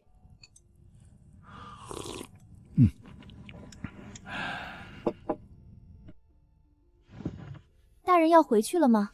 臣妾让人备了轿。苏贵人，老夫今日在朝堂上说您出身寒微，与礼不合，现在老夫收回这句话。老夫有痛风的毛病，疼起来整夜睡不着，太医开的药吃了3年都不见效。老夫的夫人做了40年的饭，也不知道痛风不能吃什么，但您知道，还记在心里，还专门为老夫做了这一桌菜。这不是厨艺，这是用心。老夫的脾胃熏寒，冬天容易腹痛，这碗当归羊肉汤是老夫这辈子喝过最暖的一碗汤。苏贵人，老夫心服口服。素菜确实不难吃，老夫收回奏折上的签名。3位大人，臣妾不是想当什么皇后，只是想多做点有用的事。御膳房的改革才开始，食安的规矩还没推广到京外，百姓们冬天还吃不上新鲜蔬菜。臣妾想做的这些事需要一个更大的平台才能推动。皇后身份不是臣妾要的荣耀，是臣妾要的工具。工具？好，苏贵人，就凭您这句话，老夫明天朝堂上第一个支持立您为后。那明天朝堂之后，大人再来唐提宫吃一顿饭，臣妾给您做一道能缓解痛风的药膳芹菜炒百合。一言为定。陛下，唐离宫那边传消息来了，3位联名上奏的老大人从唐离宫吃完饭出来，一个个都面带愧色。李大人当场说了，明天朝堂上要撤回奏折，改为支持立后。他做了什么？苏贵人给每位老大人都单独定制了菜，李大人的痛风餐，张大人脾胃饥寒的羊肉汤，赵大人高血脂的素菜。3位大人吃完之后全都服气了。李大人还说说苏贵人的菜比太医开的药还管用。用用桌菜收买整个朝堂，这种事也只有他能干得出来。那立后的事，传朕旨意，封后大典定在下月初8，礼部即刻筹备，不得有误。遵旨。今日的饭菜大家都吃得很干净呢。大梁陛下，我北狄国主管延烈已在来京路上，3日后可达京城。此次国主亲赴，是为贺大梁先后册封之礼。北狄愿与大梁永结盟好，世代不战。陛下，这是北狄示好的重大信号，说明他是真心想与我大梁修好。但他偏偏赶在封后大典来，会不会是对苏监管使、准王后娘娘有所企图？上次火锅宴上他的表现，大家都看在眼里。完颜国主远道而来，大梁自然以礼相待。传朕旨意，礼部按国宾之礼筹备接待。封后大典之后，朕将在太极殿设国宴。陛下，国主还有一句话让外臣转达。国主说，希望能再吃一次准皇后娘娘的火锅。上次在京城那顿火锅，让国主回味了整整1年。准了。牛羊肉各20斤，毛肚50份，黄喉30份，鸭肠50份，菌菇10种，蔬菜20种，豆腐6种。娘娘，您确定这些够吗？火锅嘛，多备点总比少了好。蘸料才是灵魂，我今天要调不同口味的蘸料。芝麻酱打底，这是基础款；蒜泥香油，这是经典款；韭菜花配腐乳，这是给完颜烈准备的草原款；还有这个秘制沙茶酱，这是我的杀手锏。准皇后娘娘，您这是要把整个御膳房搬到唐离宫来？尚书大人来的正好，帮我参谋参谋，汤底用鸳鸯锅还是1人1锅？北狄人和大梁人饮食习惯不同，一人一锅是不是更方便？不过娘娘，北狄国主钦大典，这可是两国修好的大事。这顿国宴，大人放心，火锅这事儿没人比我更熟。一顿吃不好，大不了下次再请；一顿吃好了，两国和平能多维持20年。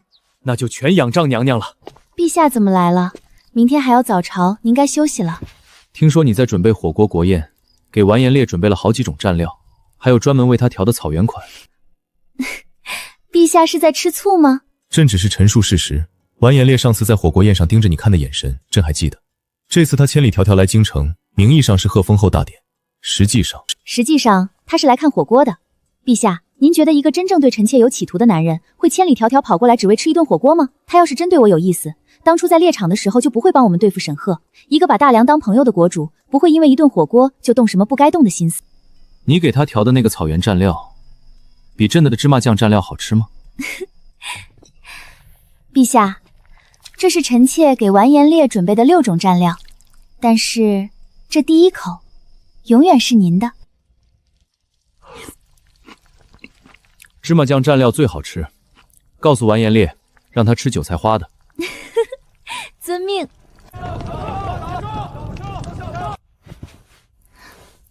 这衣服比我那口最大的铁锅还沉。明天把那对金如意也拿出来，给新后添妆。陛下，夜深了，该歇了。3年前，朕在冷宫吃了一碗蛋炒饭，那时候朕不知道，那碗饭会改变这么多事。火锅准备好了吗？准王后娘娘说了，等您一到，马上开席。好，冲这顿火锅，这趟就值了。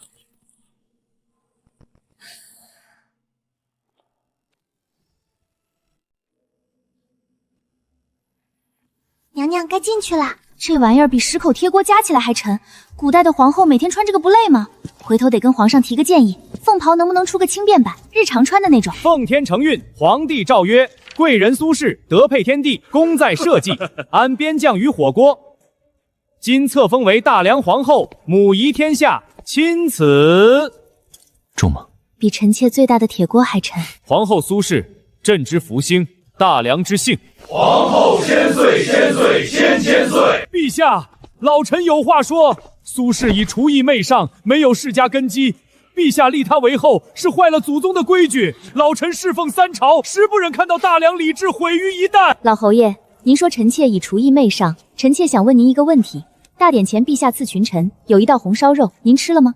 吃了。吃了多少？2碗饭。好吃吗？菲儿，你入口即化，老夫活了70年，从没吃过那么好的红烧肉。老侯爷，那道红烧肉的菜谱，臣妾已经交给了御膳房，以后宫里的红烧肉都会按这个配方做，肥而不腻，入口即化。您以后每次进宫都能吃到。臣妾出身确实不高，也只会做饭，但臣妾从来不觉得会做饭是一件丢人的事。让人吃好饭，养好身体。御膳房以前没有人管，刘德全在饭菜里下了30年的毒。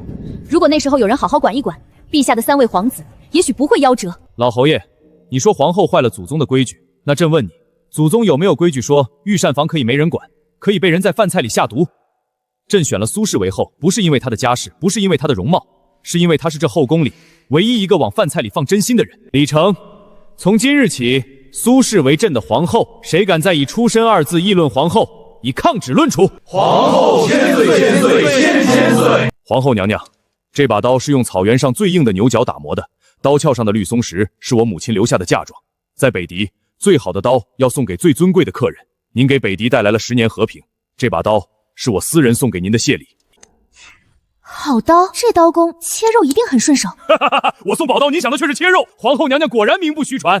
完颜国主，今晚国宴火锅已经备好，6种蘸料，6种，包括草原款的。皇后娘娘，冲您这句话，北狄与大梁的和平协议再加10年。赵老侯爷在大典上被驳得体无完面，世家的脸面丢尽了。这个厨娘皇后比我们想的更难对付，硬碰硬不行。她不是喜欢开餐馆吗？不是要教百姓做菜吗？等她出宫了，机会多的是。一个不懂商道的厨娘，想在京城开餐馆，有的是办法让她关门大吉。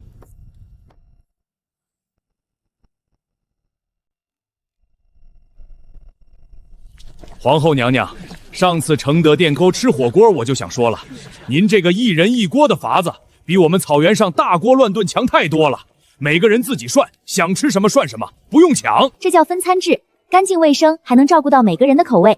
您面前的麻辣锅底是专门为草原口味调配的，加了更多的花椒和辣椒。蘸料左数第3碟是草原款干碟，辣椒面配孜然粉，配羊肉一绝。皇后娘娘，我要把这个蘸料的配方带回草原，您开个价吧。陛下，我想跟您谈个生意。国主请说。3000匹汗血宝马换皇后娘娘手里这个火锅蘸料的完整配方，再附加一个天，派一位御厨跟我回草原，教我们北狄人做火锅。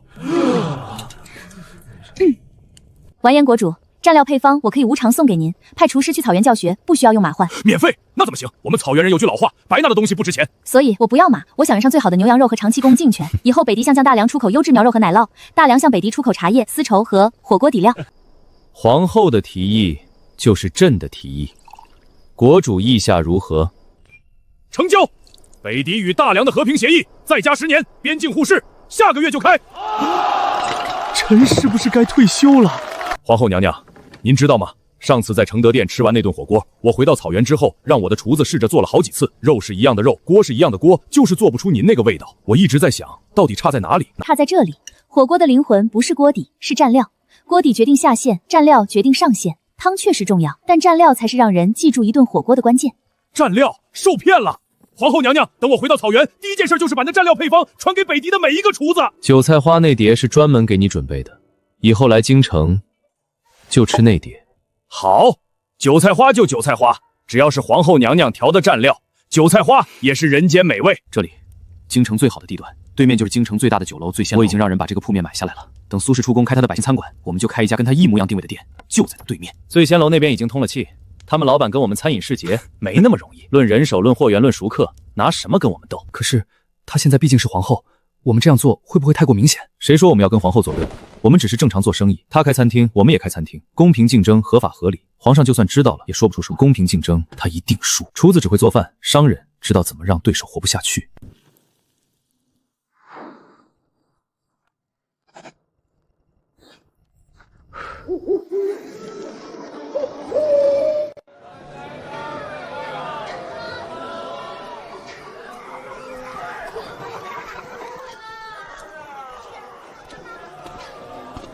夫人，咱们这样出来真的没问题吗？万一被人认出来，认出来又怎样？我又不是犯人，出宫体察民情是皇上的意思。再说了，不认识我的人看到我这身打扮，谁会想到是皇后？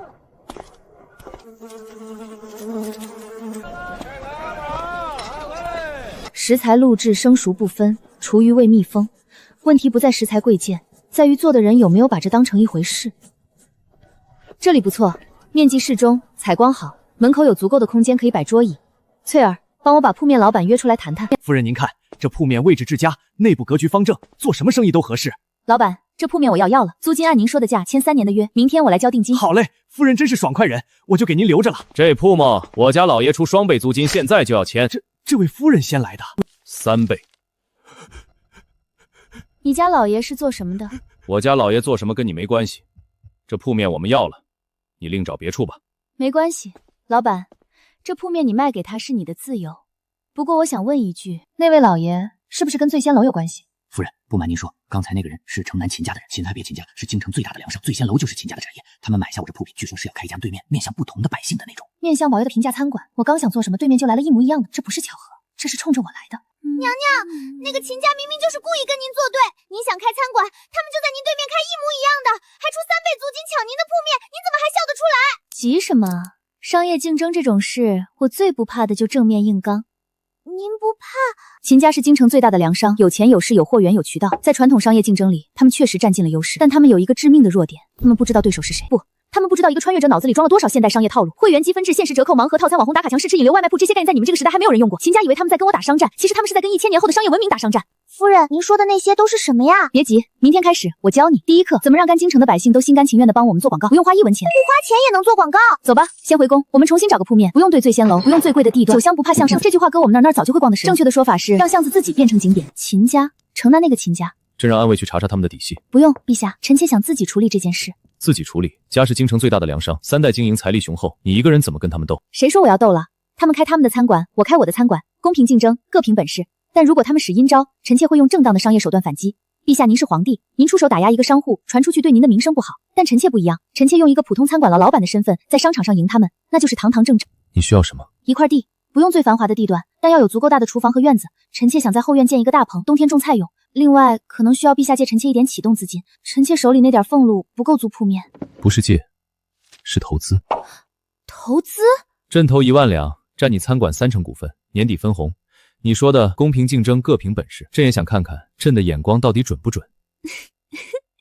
陛下放心，这笔投资，臣妾保证让您赚得盆满钵满。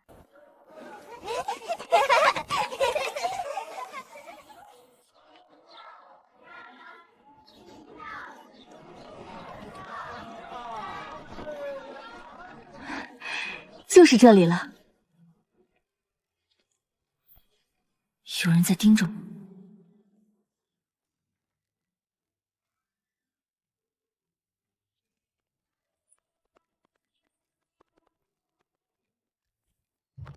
老爷，苏氏在柳荫街找了一间小铺面，地段偏僻，面积也不大，看来他是没钱租好铺面了。柳荫街那是平民区，上次赵老侯爷在大典上选那种端开餐点，你们都看到了。这个苏氏不是省油的灯。老爷放心，论地段、论排场、论货源，他哪样都比不过我们。这场商战我们赢定了。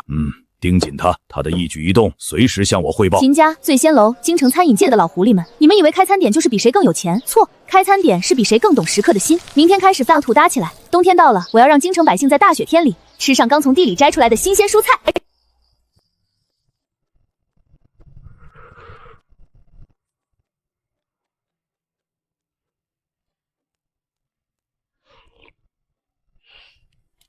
过关，明天就用这个标准上菜。娘娘，这个定价，红肉饭15文，卤味拼盘20文，这连成本都不够啊！秦家那个醉仙楼一碟红烧肉要卖50文呢。故意的，这叫引流款，用一道成2熟味牌菜把客人吸引进来，一道菜亏5文，但客人多点一道菜就赚回来了，而且他们下次还会来。这个积分卡真的有人会在意吗？不就是一道免费菜吗？你太小看免费2个字的力量了。在我们那儿，在我家乡那边，有人为了集满1张积分卡，能连续吃1个月同一家店。啊？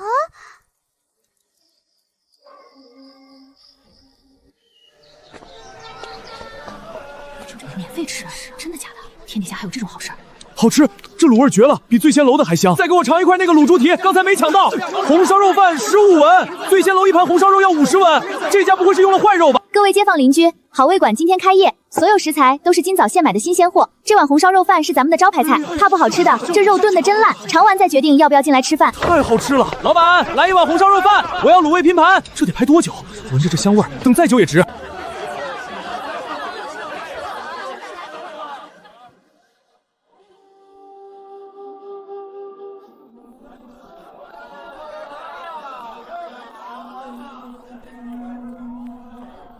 这红烧肉真是一绝，卤味比醉仙楼强多了。各位客官，咱们好味馆今天开业，给大家准备了一个惊喜——盲盒套餐。这里有10份套餐，每份价格相同50文，但其中3份里藏了隐藏菜品。我来一份。运气好的话，50文能吃到价值150文的极品牛腩包；运气一般的，也是一份足量的红烧肉饭加卤味拼团，绝对不亏。我中了，我中了隐藏菜！给我留一个，娘娘，50文一份的盲盒比咱们的普通套餐还贵5文呢，而且成本跟普通套餐差不多，这比做普通生意赚多了。这叫惊喜溢价，人愿意为不确定性买单。今天只是试水，等以后推出限量版盲盒，里面随机藏着我的手写菜谱，那才是真正的大杀器。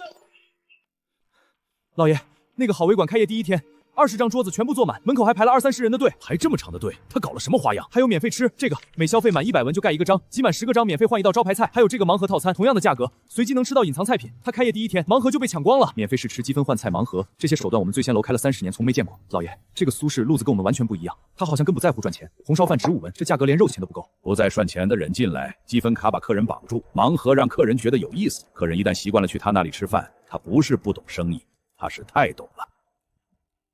那我们要不要也学他的手段？学不了，她是皇后，可以亏钱赚人气。我们是商人，亏钱就是死路一条。但做生意不光看谁手段高明，还看谁的家底厚。传我的话给醉仙楼的掌柜，从明天开始，醉仙楼所有菜品降价30%。他15文一碗红烧肉饭，我们就12文，看他能撑多久。娘娘，今天一天营业额2两银子，扣掉成本净赚8钱，8钱啊，够以前唐丽宫1个月的月银子了。还行，但今天有开业热度，客流量偏高，明2后可能会回落。真正的考验是秦家什么时候开始反击。娘娘，醉仙楼那边刚贴出告示，从明天起所有菜品降价3成，红烧肉饭降到12文一碗。12文，这个价格他们也不赚钱啊，他们就是想用低价拖垮我们。降价3成，果然来了。价格战嘛，我太熟了。秦家用价格战打我们，说明他们已经慌了。明天开始，好味馆推出早餐时段，6点到8点，豆浆、油条、豆腐脑全部3文一份。中午和晚上的正餐不变，我们不跟他们打价格战，我们做不了的东西。早餐是秦家的帮区，醉仙楼那种高档酒楼不会大清早开门卖豆浆，但这个时代的老百姓每天早晨最需要的就是一顿热乎的早餐。娘娘，您真是什么都想到了。不是我什么都想到了，是我知道一个道理：商战不是看谁更能亏钱，是看谁更能看透对手看不到的需求。走吧，早点休息。明天5更起来磨豆浆。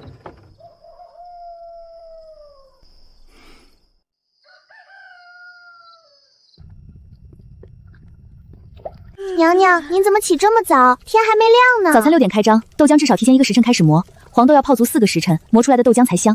来，帮我把那锅油烧上，6成热，炸油条用。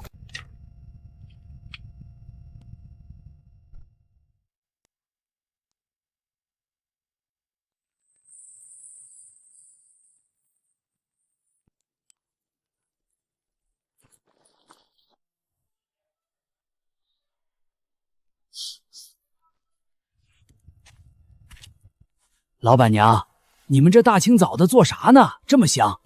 豆浆、油条、豆腐脑3文一份，张大爷要不要来一碗？3文，这么便宜，来一碗。这豆腐脑比我家老婆子做的好吃10倍。以前早上都是饿着肚子抬轿，今天闻到这香味儿，实在忍不住了。3文一份，咱们也吃得起。老板娘，1根油条，1碗豆浆。拿好，油条趁热吃，凉了就软了。豆浆小心烫。中午有红烧肉饭，15文也不贵，中午再来尝尝。娘娘，您太神了！早上来吃豆浆油条的人有1/3又问了午饭的事儿，还有好几个直接预定了中午的位置。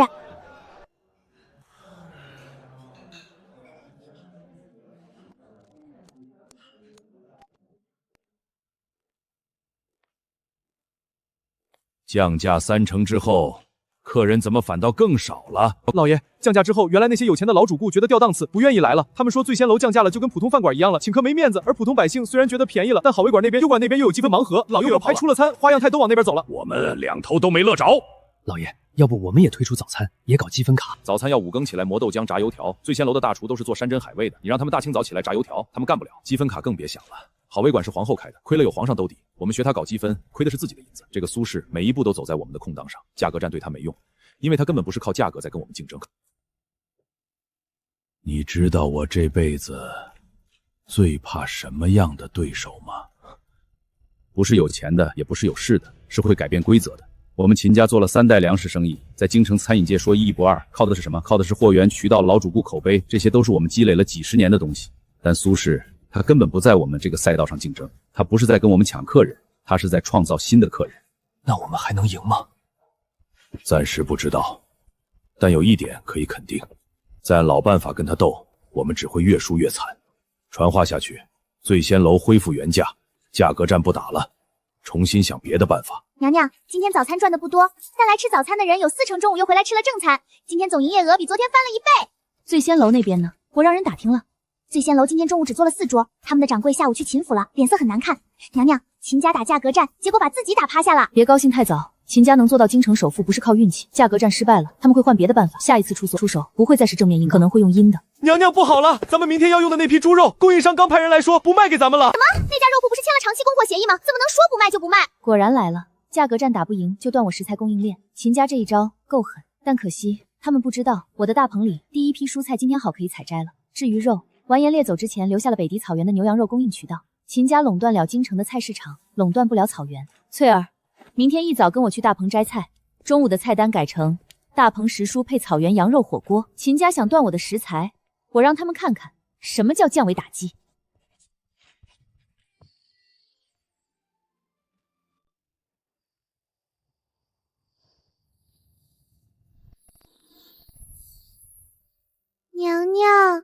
这是仙境吗？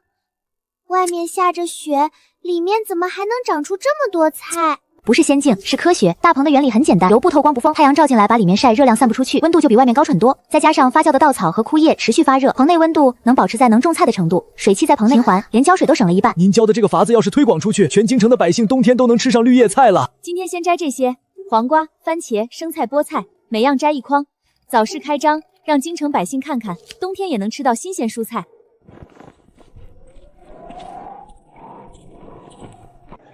我是不是眼花了？那是黄瓜，冬天怎么会有黄瓜？真的是番茄，还带着露水，自家大棚里种的蔬菜，这不是腌的，不是存的，是新鲜的。纵有好味馆都是大棚佛现摘，羊肉是从北狄草原直运过来的新鲜羊肉，昨天刚到京城。冬天吃鲜菜，火锅配绿叶菜，从没听说过。我先订一桌，中午带全家来吃。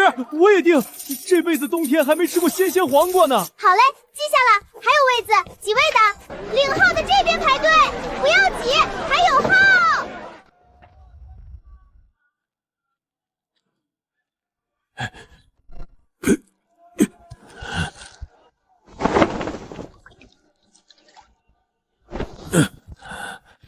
老爷，里面真的有菜，黄瓜、番茄、生菜，满满一棚子。外面在下雪，里面在长菜。不打了，我想派人去好味馆递个话，就说秦家想跟皇后娘娘谈一谈，不是谈条件，是请教。如果她愿意知道，秦家愿意被把醉仙楼的一部分铺面让出来，给她做百姓烹饪学堂。秦老爷来了，坐。刚熬了银耳羹，给您盛一碗。皇后娘娘，老夫今天是来认输的。秦老爷言重了，好味馆和醉仙楼不是敌人，不是敌人，老夫断了您的食材。您是一个商人，商人赚钱是天经地义的事。您用的手段虽然狠，但都合法，价格战、供应链封锁，这些都是正常的商业竞争。您没有像刘德全那样下毒，没有像沈赫那样动刀，所以您不是我的敌人。娘娘，老夫有个不情之请，您那个大棚能不能交给老夫？不是要跟您竞争，老夫在归劳度好百亩地，如果冬天也能种出菜来，穷人家一个冬天吃不上几口菜，这些事儿老夫以前也知道，但从没想过能改变。秦老爷愿意学，我当然愿意教。大棚技术本来就不是用来垄断的，是用来推广的。我正打算再建一示范农场，教所有学的农民冬天种菜。如果秦家愿意参与，以后我们就是合作伙伴，不是竞争对手。秦家3代从商，从不向任何人低头，你能让他心服口服，比打赢一场仗还难。他没有输给我，他只是看到了以前从来没想过的东西，原来冬天也能种菜。一个商人看到了新的市场，心就活了。你下一步打算做什么？陛下，这是臣妾拟的京城食安改革与农业推广计划，内容包括在京郊建设10个示范大棚，免费教农民冬天种菜；在京城各方开设食安学堂，教百姓食物搭配和基本卫生知识；以及在边境互市中增加农产品交易品类，把北狄的优质牛羊肉和奶制品引进中原，把中原的大棚蔬菜技术传给草原。朕当初在冷宫里吃你那碗蛋炒饭的时候，没想到你会做到这些。陛下，那碗蛋炒饭只是一个开始。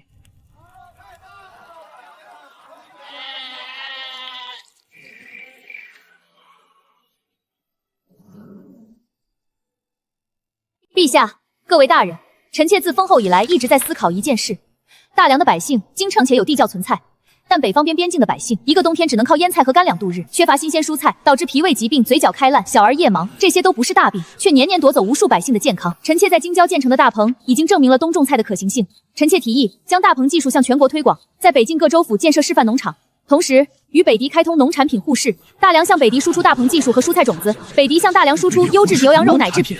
皇后娘娘此意甚好，但边境贸易历来由户部统管，涉及茶、盐、铁等多项。大人说的对，所以臣妾提议农产品互市不由户部统管，另设互市茶丝盐铁，与现有边境贸易体系互不干涉。皇后娘娘心系百姓，老臣感佩。农产品互市利国利民，王家全力支持。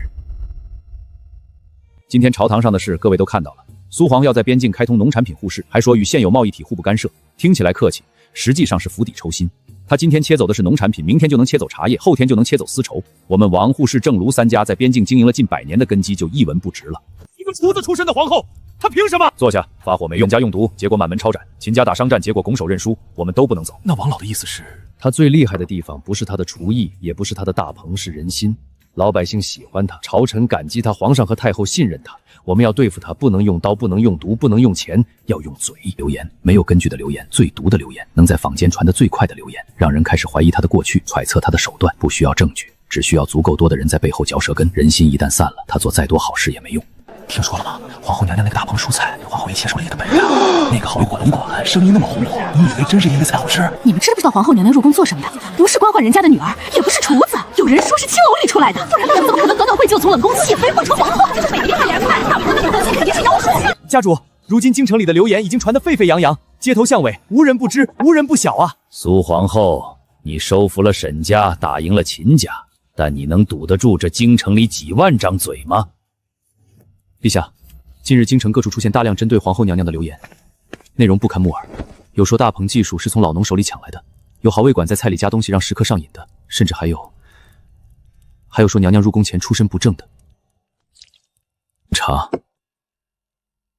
，3天之内，朕要看到流言的源头。是。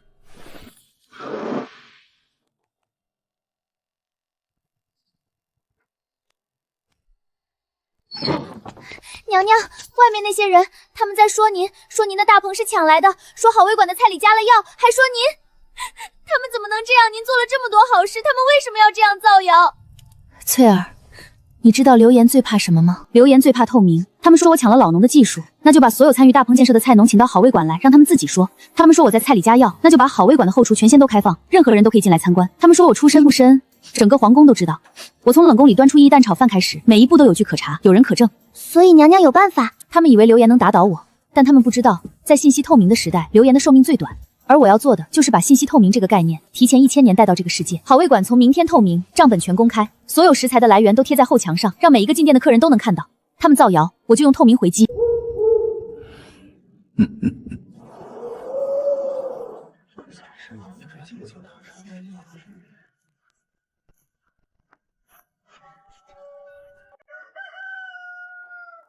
娘娘，真拆啊！这墙可是刚砌了没多久呢。拆，全部换成半人高的矮墙。从今天起，好味馆后没有任何遮挡，每一位坐在大堂里的客人都能看到厨房里在做什么，洗菜、切菜、炒菜、装盘，全部在客人眼皮子底下进行。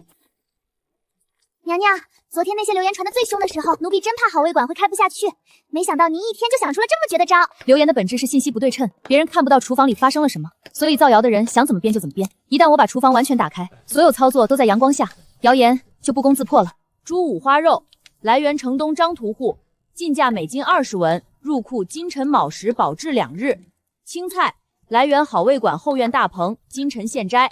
面粉来源城南李家磨坊，进价每斤8文。左边那菜是真的吗？冬天能长这么好？我老李在京郊种了40年地，从没想冬天能种出鲜黄瓜。说皇后娘娘的大棚技术是抢来的，我今天就在这里当着所有人的面说清楚，这大棚技术配土控温到施肥，每一步是娘娘手教的。我们这些种了一辈子地的老农民，谁都没见过冬天能种出绿叶菜，是娘娘让我们看到了这辈子最神奇的事儿。有人说娘娘抢老农的技术，那个被抢的老农是谁？站出来让我看看。我们这些真正跟着娘娘学种菜的人，怎么一个都没被抢？那不是李家庄的老李吗？那个是赵大，我认识他。老板娘，前2天听了一些风言风语，对好味馆有些误会。今天亲眼看了这个，老朽心服口服，以后天天来。听说厨房全透明了，专门来看看，是真的。你看那灶台，从门口就能看见。你看那洗菜洗得多仔细，切菜的刀工真利索。你看那个叔叔洗菜洗得多仔细，以后咱们在家洗菜也要这样洗。猪肉来源是城东张屠户，价格每斤20文，入库日期是今天早上，连价格都公开了。哪家餐馆敢这样做？这说明人家真的没藏着掖着。外面那些造谣的人说好味馆的菜加了药，你见过哪个加药的餐馆敢把后厨全打开让客人随便看的？你说的那些都是没影的事儿。我昨天亲自去好味馆看了，人家后厨全敞开着，洗菜、切菜、炒菜全在眼皮子底下，哪有你说的这么写？自然就过事儿。你再说厨房娘娘的坏话，我可比流言之前贝贝做邻居了。人家好心意教农民冬天种菜，专门过来看看是不是真的。流言这种东西，你越捂它越猖狂。你把所有窗户都打开，阳光照进来，它就活不成了。你说他把厨房拆了？是。好味馆的欧厨3面墙全部拆掉，换成矮栏杆，所有客人都能看到厨房里的操作。他还把食材来源和价格全部贴在了门口墙上，那些菜农也站出来给作证了。现在京城百姓全都倒向他那边，咱们散出去的流言不仅没伤到他，反而让他更受欢迎了。沈家用毒输了，秦家打商掺输了，我们用流言也输了。哈哈哈。既然软刀子不行，那就来硬的。王老，您该不会是想刺杀皇后？那可是满门抄斩的大罪。谁说我要刺杀她了？杀皇后是找死，我不会犯沈赫那样的蠢。他不是要在边境搞农产品互市吗？护士需要运货，货运需王家在边境经营了每一条商路都控制在我们手里。他要运菜去北狄，就必须用我们的路。我们不在京城跟他斗，我们去边境把商路卡死，把驿站封堵，让他的菜烂在路上。到时候不是我们对付他，是他自己证明了自己的改革是失败的。王家控制了边境的商路，如果要运菜去北狄，必须经过他们的地盘，这条路可能是最大的变数。陛下，第一批护士货物30车大棚蔬菜和种子已经准备好了，但边境传回消息，王家控制的3个关键关隘都以道路维修为由拒绝放行，货物如果绕路，要多走半个月，蔬菜运到北狄就王家在边境经营100年，所有商路都捏在他们手里，你打算怎么办？臣妾想亲自去一趟边境。带多少人？不用多，翠儿2个帮厨再加上陛下派的暗卫就行。臣妾不是去打仗的，是去修路的。朕给你1个月，1个月之后不管结果如何，必须平安回来。这是朕的调兵令牌，边境驻军箭牌如见朕。如果有人敢对你动手，不用跟他讲道理，直接用这个。陛下放心，臣妾这次去不是为了跟王家斗，是为了让边境百姓看看，他们的皇后不是一个坐在宫里享福的人。皇后娘娘大驾光临，小的有失远迎。但娘娘，这关隘确实走不了，前天山体滑坡，路被堵了，小的已经派人去清理了，但恐怕还得10天半个月。那为什么别的商队能走，他们的马怎么过去的？那是我们王家自己的商队，走的不是同一条路。大爷，那片荒滩为什么没有人走？那里是盐碱地，不长庄稼，也没人修过路，要修一条能通马车的路，得花好。没关系，山体滑坡清理需要时间，我们就不等了，我们自己修一条路。各位乡亲，我是从京城来的，我想在这片荒滩上修一条路，绕过那个关隘，把大粮的蔬菜运到北狄去。我不是官差家干活，愿意帮忙修路的，每天3顿饭管饱，还按市价结算工钱。不想干的，白吃一顿羊肉汤也没关系。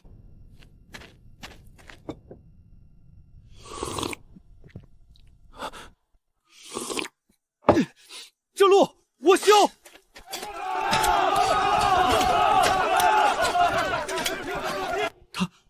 他真的在修路。大人，他们修路的速度很快，按这个进度，最多5天就能绕过咱们的关隘。到时候护士货物直接从新路走，咱们拦都拦不住。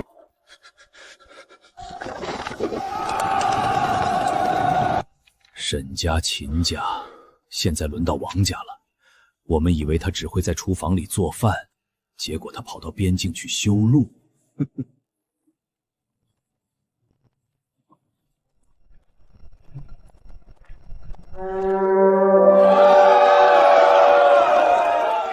这就是丝绸之路，不对，应该叫蔬菜之路。路通了，菜运出去了，臣妾过几天就回家做饭，勿念。王老爷，请吧。陛下说了，您这关隘的钥匙该交给朝廷了。娘娘保重，下次再来。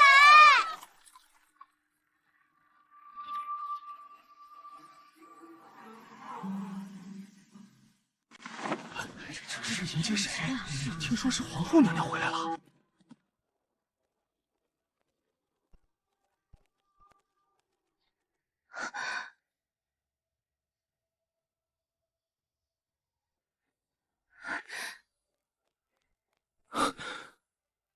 回来了，回来了。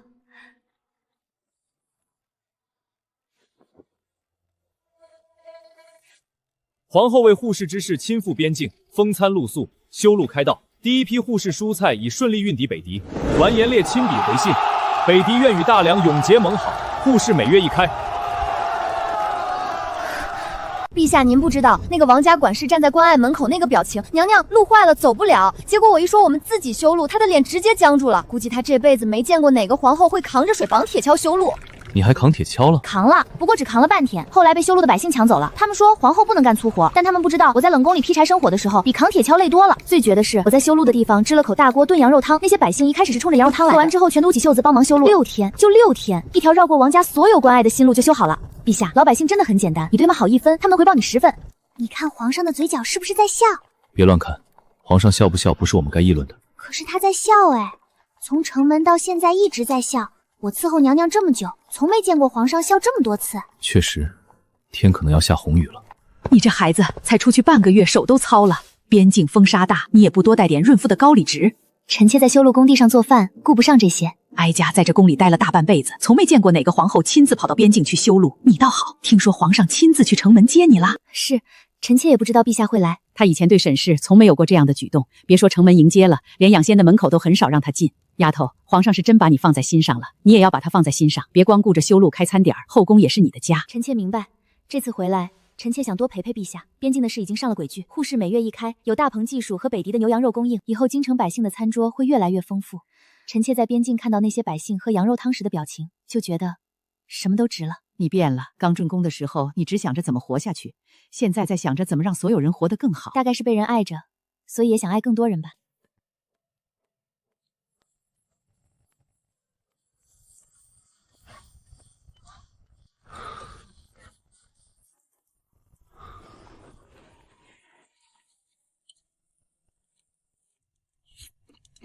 比御膳房做的好吃。那是因为臣妾在肉里放了陈皮，陈皮能解腻增香，炖出来的红烧肉肥而不腻。御膳房的师傅不放陈皮，是因为陈皮太普通了，他们觉得配不上御膳。但其实越普通的东西越见功夫。说，陛下，王家家主交出了边境关隘的管辖权，但他暗中派人去了江南，属下到他的人在联络江南几个大商贾，包括盐商总会的陈会长，他们在密室中谈了很久。江南盐商，王家在盐业又没有根基，他找盐商已无胜算。下猜测，利用江南盐商的钱袋子，在沪市之外另建一条走私渠道。如果这条渠道建成，朝廷的沪市就只是摆设。继续盯着王家，把江南盐商近3年的账目调出来给户部。是，走私是株连九族的大罪，王家既然想往刀口上撞，朕就成全他。你想让所有人的餐桌都变好，朕帮你扫干净那些伸手的人。这朵牡丹是本宫先看到的。娘娘您不在的这段时间，后宫没人管，几位娘娘各自拉帮结派。今天争御花园的花，明天争养心殿的请安顺序，后天又争太后的赏赐，鸡毛蒜皮的小事都能吵上半天。沈氏被废之后，罚不想用禁足扣月系，那些手段治标不治本。那娘娘打算怎么办？太后说的是对的，人闲着就会生事，与其让他们在御花园里争花，不如让他们在厨房里争刀工。翠儿，传我旨意，明日起，御花园偏殿开设后宫烹饪学堂，所有嫔妃必须参加，呼色扣1个月律。这是要做什么？本宫入宫前是侍郎府的千金，十指不沾阳春水，现在让本宫切土豆。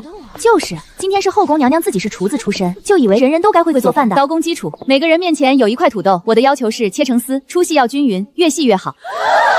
看好了，刀工不是用来炫耀的，是用来练心的。切菜的时候，脑子里那些乱七八糟的事会安静下来，因为你不专注，刀就会切到实。知道没有人不服气，觉得做饭是下人干的事，能亲手做出一道让自己在乎的人喜欢的菜，是这世上最有成就感的事之一。不信你们试试。我的手指，这刀怎么不听使唤？手指说什么？不错，很有天赋。你让朕尝10盘土豆丝。陛下不要小看土豆丝，越是简单的菜越考验功夫，而且他们做了整整1个下午，您的一句夸赞比我的10堂课都管用。这盘谁做的？回陛下，是臣妾做的。不错，火候刚好，咸淡适中，土豆丝的粗细也均匀，比御膳房做的个清炒土豆丝好吃。明天皇后娘娘要教红烧肉，你说我要不要今天先预习一下？你去帮我把御膳房的红烧肉谱抄1份来。你知道吗？我以前觉得做饭就是油烟味和粗活，但今天皇后娘娘说，做菜和弹琴一样，都是手艺，只不过弹琴是给自己听，做菜是给别人吃。给在乎的人做饭，比争宠有意思多了。今天那盘土豆丝，朕是真心觉得好吃，不是因为给你面子。臣妾知道，他确实有天赋，刀工进步神速，火候的悟性也很好，再练几个月能超过御膳房的师傅。以前朕觉得后宫的女人只会争风吃醋，直到你出现，把她们变成了另一些人，不争不抢，安安静静的做自己的事。这种氛围，朕从没在后宫感受过。其实他们本来就不是坏人，只是以前没有人告诉他们，除了争宠，还有别的路可以走。只要他们能开心，后宫自然就太平了。朕以前想过，什么样的皇后才能管好后宫？朕想过沈氏，想过太后年轻时的样子，想过前朝的贤后，但朕从没想过是你这样的。臣妾这样的是什么样的？用菜刀管后宫，用铁锹修边境商路，用1盘多丝让朕的嫔妃们变成厨娘。朕从没后悔选你。这就是冬天能种出黄瓜的大棚，这油布是什么材质的？大棚的核心在于保温，油透光不透风。白天阳光照进来，把里面晚上热量被油布锁住，散不出去。另外，棚地底下埋了一层正大酵发酵的稻草和醋叶。苏姑娘，这大棚虽好，可建起来花费不少，究竟能有多少收益啊？这个问题问得好，建一个标准大棚的成本大约是3两银子，主要是油布贵。但一个大棚1年能产4茬菜，市价算收入在15两左右，扣除能净赚12两，比种1年粮食的收入高得多。而且秦本种出来的菜是冬天反季节的上市，价格比夏天高好几倍。各位大人，秦家已经决定在京郊先建20个大棚。免费为附近农户提供菜苗和技术指导。第一批大棚蔬菜将于下个月上市，价格比市价低30%，不是为了赔本赚吆喝，是想让京城老百姓先吃得起冬天的新鲜菜。等大家习惯了冬天有菜吃，这个市场就大了。太阳有点大，娘娘，快坐下。您怎么了？这是累着了。今天从早到现在，您站了快2个时辰了。没事，可能是这些天没休息好，有点低血糖，有点体力不支，不碍事。不行，必须回宫请太医。秦老爷，您帮我扶着娘娘，我去叫马车。娘娘保重凤体，请娘娘务必好好休息。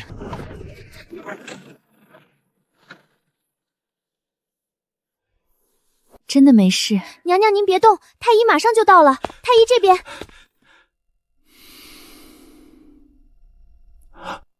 恭喜皇后娘娘，是喜脉。喜脉，娘娘有喜了，奴婢要去告诉皇上和太后。原来是这样，不是低血糖，是有一个小生命要来了。苍天有眼，哀家等了这么多年，终于等到这一天。丫头，你什么都不要做，什么都不要操心起。大棚现在不交给秦家，好卫馆交给翠儿，你就安安心心的养胎。太后，臣妾只是怀了孕，不是得了重病。胡说八道！头3个月最要紧，不能累着，不能动着，不能气着。从今天起，唐离宫门口加4个太监，任何人不许大声喧哗。厨房里油烟大，不许皇后进去了。厨房不能封，我答应了陛下，晚上做。太医说了。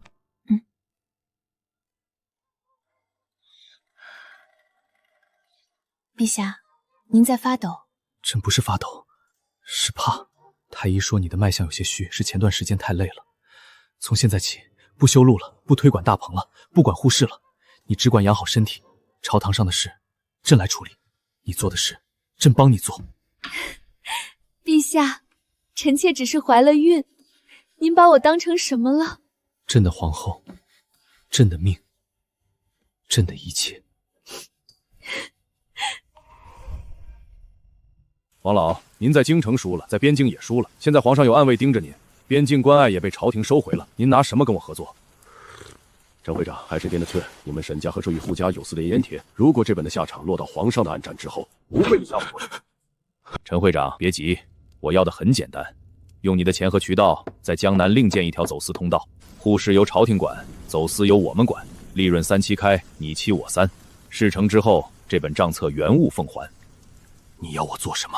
第一步，派人去京城摸清楚好卫馆的底细，特别是他那个大棚里面的温度、湿度、土壤配方，我要知道大棚蔬菜的所有秘密。然后建议在示范的种植基地，他的菜冬天卖30文1斤，我们就卖20文，低价把他的市场全部抢过来。这一次我们不在京城跟他打了，我们打全国。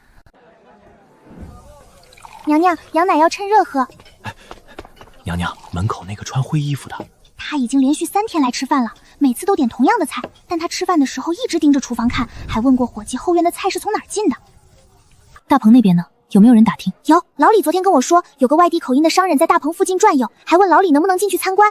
老李说大棚不对外开放，那人就江南的来了。王家河和盐商偷不到我的商路，就想偷我的技术，来得正好。娘娘，要不要让暗卫抓了他们？抓了有什么用？顶多算个小偷，关几天就放了。再说他们背后的人还在江南，抓几个探子根本伤不到根基，与其抓，不如用。翠儿，你帮我做件事，你把我放在书房里的那本大棚技术手册拿过来，红色的封皮那本。娘娘，趁热喝。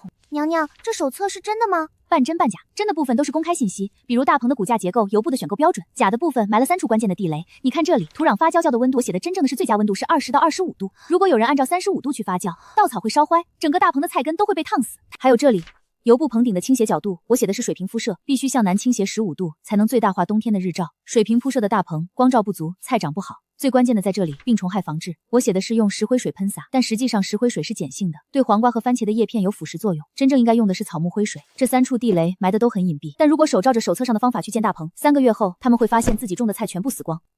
娘娘您太坏了，我这叫商业反间谍。另外，暗卫已经在好卫馆和大棚周围布控了，探子什么时候来偷，暗卫就什么时候开始跟踪。我要的不只是让他们偷一本假手册，我要顺着这根藤抹到江南那边的瓜。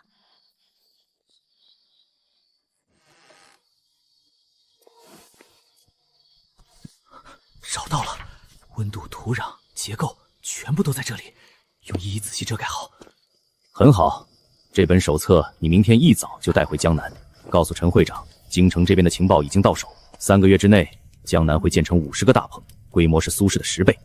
这一次，让那个厨娘皇后看看什么叫真正的生意。来，坐到哀家身边来，这是后宫大权。从今天起，所有嫔妃的赏罚、各宫的分算、宫女太监的调派，全部归你管。哀家老了，后宫这几个月比过去10年都太平。臣妾谢太后信任，臣妾有一个想法，想跟太后商量。说来听听。后宫嫔妃众多，但大多数人除了争宠无事可做。烹饪学堂开设后，臣妾发现很多人其实很有天赋，只是以前没有人发掘。臣妾想在后宫正式设立6艺坊，不只教烹饪，还有布、刺绣、园艺、茶道、医药。每位嫔妃可以按自己的兴趣选学1、2门手艺，学有所成的可以出宫开自己的店。出宫开店？太后，有些嫔妃入宫多年，从未被召醒过，在宫里待一辈子就是在熬日子。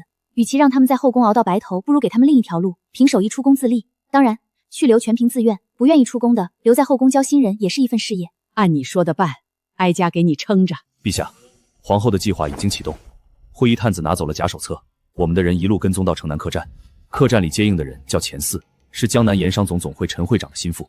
他们明天一早会派快马将手册送回江南，继续跟踪，不要打草惊蛇，让人在江南那边也布控，查清楚客栈里还有没有其他人。王家的人可能也在京城。是。你在京城钓鱼，朕在江南布网。等你生了孩子，朕送你一份大礼，一个干干净净的江南。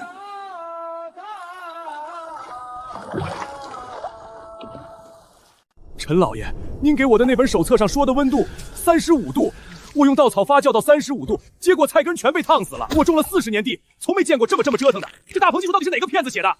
怎么可能？这手册是你们的人从他书房里偷出来的，怎么可能是假的？就是假的，我们中计了。他把一本假手册放在桌上，等着我们去偷，上面的数据全是错的。35度的土壤温度，水平铺设的棚顶，石灰水喷洒。哼，他是在钓鱼，我们就是那条鱼。陛下，皇后娘娘的大棚技术已在全国13个州府推广，建成大棚300余座。北境3州的将士今冬首次吃上了新鲜蔬菜，边关因脾胃疾病减员的士兵减少了近40%，京郊大棚蔬菜增收超过2万两银子。各地百姓纷纷上书，请求朝廷在每个县都建示范大棚。这一切都是皇后的功劳。是各地农官和农户们做得好，臣妾只是教了个法子。各地大棚大获成功，但江南是个例外。江南盐商陈会长勾结王家，企图建立走私渠道，窃取大棚技术并非法仿建。他们建了50个大棚，全部失败。窃取皇后技术，这可是欺君大罪。幸得皇后早有防备，他们的探子从好味馆偷走的是一本假手册，上面的数据全被修改过。江南大棚的失败不是因为技术不行，是因为心术不正。传朕旨意，江南盐商总会即日解散，陈会长收押候诊，王家最后的走私渠道彻底查封。吾皇万岁万万岁！陈会长真的按35度去发酵了，他的菜根全被烫死了。臣妾只是随便去写了个数字，没想到他们真的照做了。不止菜根烫死了，你还让他们用水平棚顶。江南冬天日照本来就短，水平棚顶光照不足，菜全部长不好，还有石灰水。番茄叶子被腐蚀之后感染了病菌，一烂就是一大片。别笑了，太医说情绪不能太激动。陛下，您刚才朝堂上那个表情，臣妾差点没绷住。您说江南大棚的失败是因为心术不正的时候？朕是认真的，他们偷你的东西，朕就让他们赔到倾家荡产。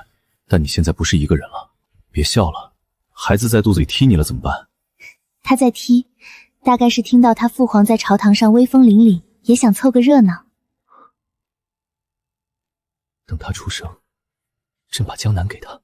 不要，江南是陛下的，臣妾的孩子只要健康快乐就行。哦，对了，还要会做饭，不会做饭不准继承皇位。5000两银子，50个大棚，全没了。早知如此，当初就不该跟王家合作。你们凭什么抓我？我是王家族长，3代从商，没有犯法。念在王家3代从商，免死罪，家产充公，全家流放岭南。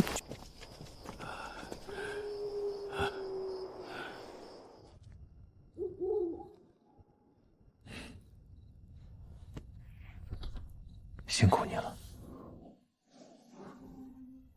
娘娘，江南盐商全被抓了，王家也流放了，这下再也没有人跟咱们作对了。不，这世上永远会有跟咱们作对的人。沈家倒了有秦家，秦家服了有王家，王家完了以后还会有别人。但没关系，我从来不指望这世上没有敌人，我只希望等孩子长大以后，他的敌人少一点，一点更多一点。他不用在冷宫里普通人，想做饭就做饭，想种菜就种菜。娘娘，您做的一切不就是为了让他能过那样的日子吗？你说的对，我做的每一件事都是为了让他能在一个更好的世界里长大。食安改革，大棚推广，护士开放，后宫改制，都是为了他。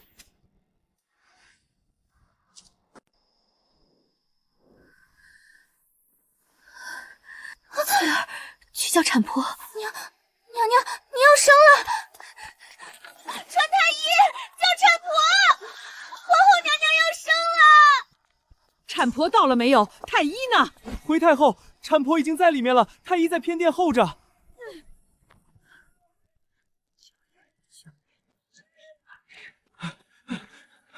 怎么样了？刚进去不到半个时辰，太医说胎位正应该顺利，但头胎都不容易。你去门口站着，你站在那里给孩子壮壮胆儿。四更天，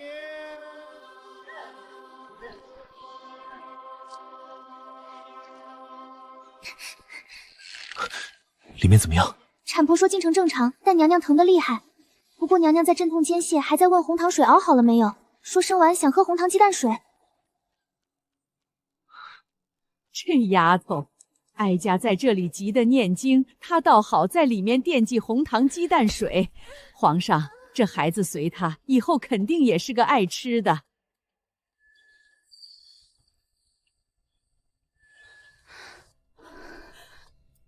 恭喜陛下，恭喜太后，母子平安，是个小皇子，哭声这么响，身体壮实的很。阿弥陀佛，哀家这颗心总算落了地。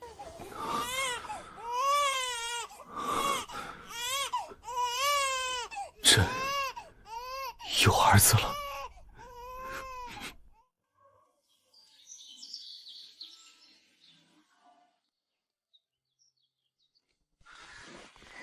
辛苦你了。陛下，臣妾饿了，红糖鸡蛋水翠儿熬好了没有？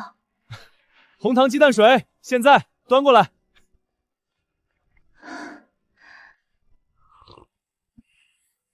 陛下，他长得像您。皱巴巴的，看不出来。不过朕的儿子以后一定是大梁最会吃的太子。陛下，给孩子取什么名字？萧晨，晨光的晨。他出生在黎明，是朕一生中最黑暗时光结束后的第一道晨光。萧晨，你好，我是你娘亲。半价，太好了！恭喜东家，皇后娘娘生了个皇子，咱们这大棚里一批冻番茄，全送到宫里给娘娘坐月子吃。备马，把草原上最好的羊奶和牛肉干装车，我要亲自送去京城。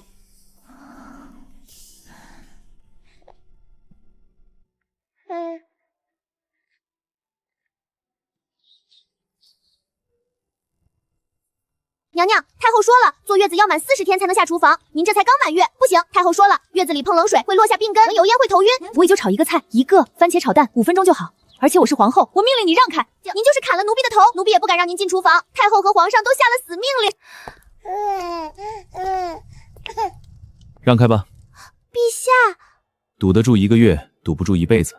让他进去，但只许做1道菜，做完就出来。我这辈子不对，我这2辈子最想念的味道就是自己炒的番茄炒，比御膳房做的好吃。那当然，番茄炒蛋，番茄炒蛋的灵魂是那小勺白糖。你也想吃啊？别急，等你再大一点，娘给你做更好吃的。娘娘，小皇子胃口不太好，这米汤是御膳房专门熬的，可他就是不爱喝。这就是你们给小皇子喝的米汤。回娘娘，宫里所有的皇子公主小时候都是喝这个的。太医说婴儿脾胃弱，只能喝最稀的米汤，浓了会积食。太医说的没错。婴儿脾胃确实弱，但这不意味着只能喝米汤。婴儿需要的营养、蛋白质、脂肪、碳水化合物、维生素、矿物质，这碗米汤里只有碳水化合物的微量残留，其他什么都没有。那该给小皇子吃什么？我来做。小米用小火炒到微微发黄，然后用石磨磨成最细的粉。炒过的小米更香，也更容易消化。蛋黄只要蛋黄，不要蛋白。6个月前的婴儿对蛋白过敏的风险很高。蛋黄含有丰富的乳品质和铁，对婴儿大脑发育和血液生至关重要。菠菜叶焯水去掉藻酸后剁成细末，补充铁和叶酸。这就是我给小皇子做的第1碗辅食——蛋黄米粉糊。配方是小米提供碳水，蛋黄提供蛋白质和铁，胡萝卜提供维生素，菠菜提补铁和叶酸。米汤的营养全面10倍。以前皇子公主们夭折，除了被人下毒，还有一部分是因为吃的不好，体质太弱。如果这份大量配方的婴儿都能受益，不只是配方，还有方法。食材要现做现吃，不能隔夜。蛋黄和蛋白必须分开，蛋白要等满周岁之后再尝试。所有蔬菜必须焯水去角酸。这些规矩不是凭空想列，是无数孩子的命换来的经验。这份资料我整理好之后，让医院分发到州府的医馆。每一个大梁的孩子都应该吃到安全的辅食。这是什么？米汤不是白色的吗？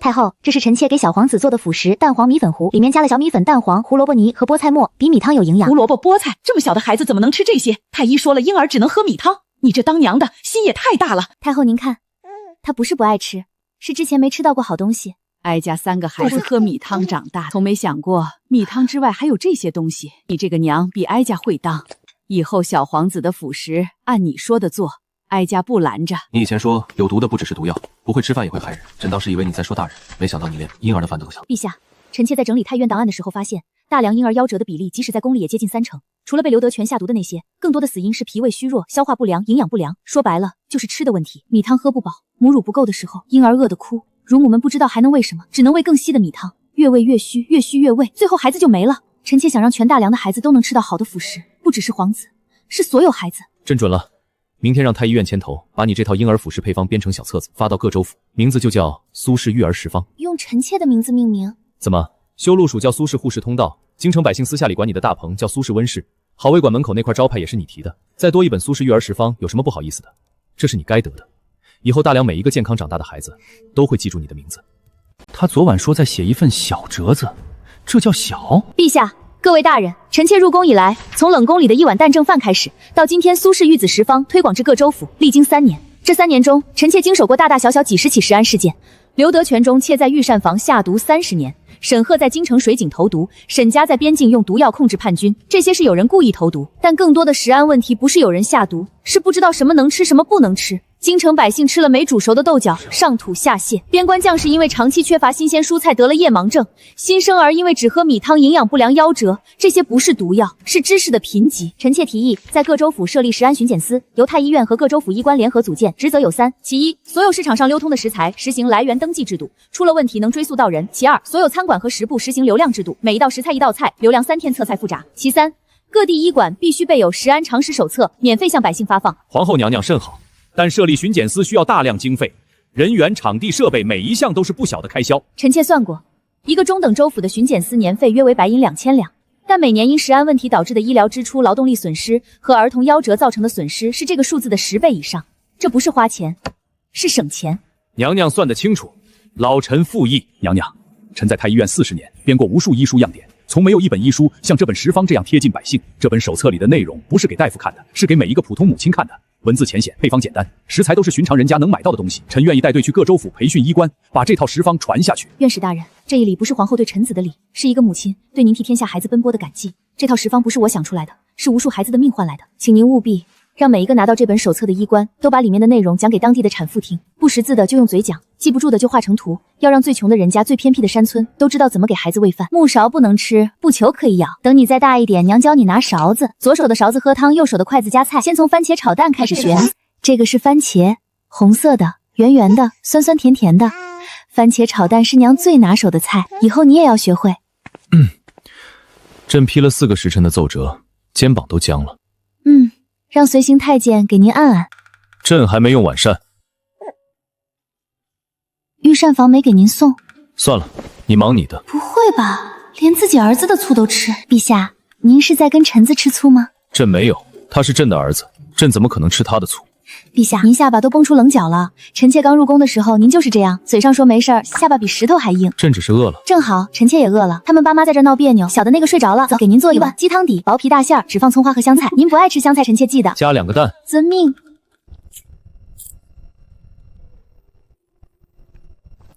您的深夜专享版双蛋鸡汤馄饨。朕以前从来没有吃过别人亲手做的饭，御膳房的不算。那里的菜是职责，不是心意。小时候先帝忙于朝政，母后身体不好，宫人们伺候的周到，但从没有人问过朕你爱吃什么，不爱吃什么。你记得朕不吃香菜，不只是意外，是很高兴。不只是香菜，您不爱吃太甜的，汤里不能放太多油，红烧肉要偏咸不要偏甜，火锅蘸料里芝麻酱要多放一点腐乳，这些臣妾都记着呢，在臣妾那个叫备忘录的本子里记了整整3页。这个给你，你为了臣儿一整天，自己还没好好吃。1人1半，以后好吃的都分吃，这是我们家的规矩。好。以后好吃的都分着吃。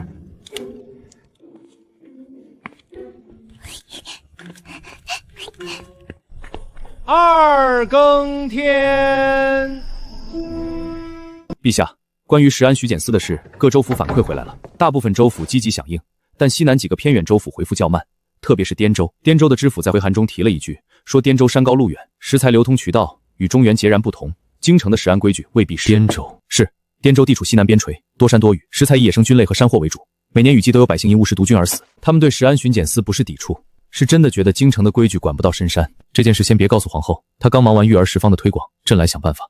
你要让全大梁的都吃到安全的食物，朕答应过你。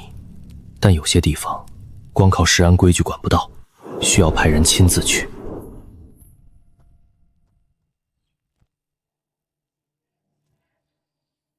陛下，滇州的回函您看了吗？看了，滇州知府说京城的食安规矩管不到深山老林。他说的对，不是借口，是实话。臣妾仔细研究了滇州的回函，发现了一个我们一直忽略的问题：食安体系能管住的就是食材，但滇州百姓吃的菌子，绝大多数不是从市场上买的，是自己在山上采的，没有来源登记，没有流量检测，采菌人连字都不识，你让他们怎么遵守京城的食安规矩？那你想怎么办？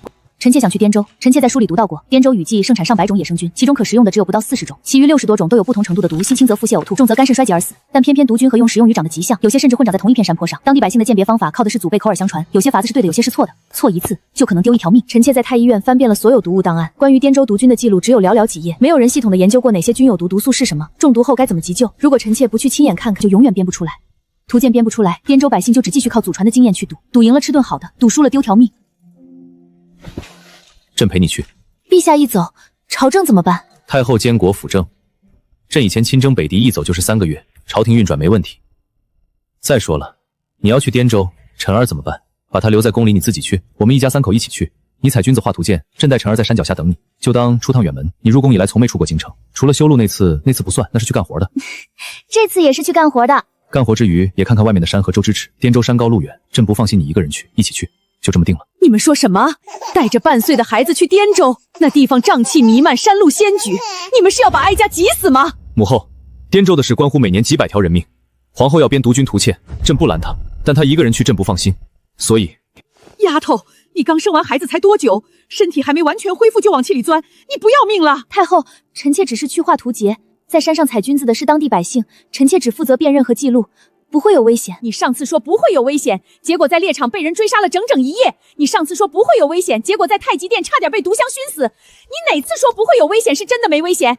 哀家不管，你们谁都不许去。母后，您还记得儿子小时候您给儿子喂米汤的样子吗？记得。怎么突然提这个？皇后说滇州的孩子也在喝那样的米汤，而且他们的母亲不知道山里采回来的菌子哪些能吃哪些有毒。今年雨季，儿子想去帮他们，不是因为朕是皇帝，是因为朕也是父亲。1个月多1天都不行，把孩子给哀家抱过来，走之前让哀家多抱一会儿。苦命的娃，你爹娘要带你去钻山沟了。成了。娘娘，您把采菌子的工具带了3套，自己的衣服就带了2件，万一山里冷怎么办？冷了就穿陛下的披风，他每次都多带1件。画图节的工具不能少，滇州雨季就这1个月，菌子只在这几天冒头，错过今年就得等明年。我不想再让那些孩子多等1年。娘娘，您是不是因为这个才一定要去？是也不是，我确实想帮滇州的百姓，但不只是因为这个。我在这宫里待久了，会被保护得太好。太后不让我进厨房，皇上不让我操心，你连我的袜子都要帮我穿。再这样下去，我会忘了我自己我是一个从冷宫里端着蛋炒饭走出来的人。我不是一朵需要被养在花盆里的花，我是一根草，石头缝里也能长出来的草。所以滇州的山路再难走，瘴气再重，我都不怕。我想去看看这个世界，带着我的孩子和我的丈夫一起。娘娘可以不做花，但必须带着辣椒面。山上蚊子多，娘娘皮肤嫩，辣椒面撒在地上能驱虫。 1个月多1天，哀就派人去把你们抓回来。太后放心，臣妾一定把陛下和臣儿安安全全的带回来。臣儿看，那是牛。你会画牛吗？你会画菌子，会不会画牛？会，还会画鸡、画鸭、画菌子。陛下想学？不想，朕只想坐在旁边看你画。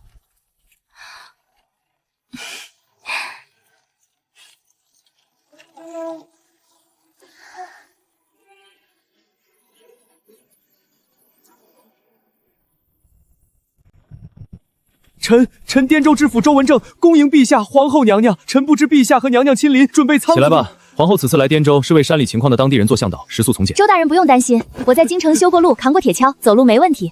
这里的菌子品种一定很多吧？回娘娘，滇州山中野生菌不下100种，可食者30余种，有毒者……臣实在惭愧，至今未能统计清楚。咱们这滇州的菌子那可是一绝，您瞧这无前无后晒的，全是好东西。你也喜欢君子？好，随娘，以后娘教你认遍天下的君子。小皇子真是有眼光，咱们拿来炖老母鸡，那叫一个鲜。娘娘要是不嫌弃，中午老朽就让老婆子杀只鸡，用这剑手青炖上，那个鲜呐！剑手青，就是用手一碰就变青的那种菌子。娘娘也知道剑手青，对，那菌子神得很，刚采下来是黄的，手一碰就变成青蓝色，炖鸡是一绝。罗大爷，这种菌子一定要煮透了才能吃，对吧？煮多久才算透？这个老朽后煮软了也说不好。今年村里就有人吃了没煮透的剑手青，上吐下泻了3天。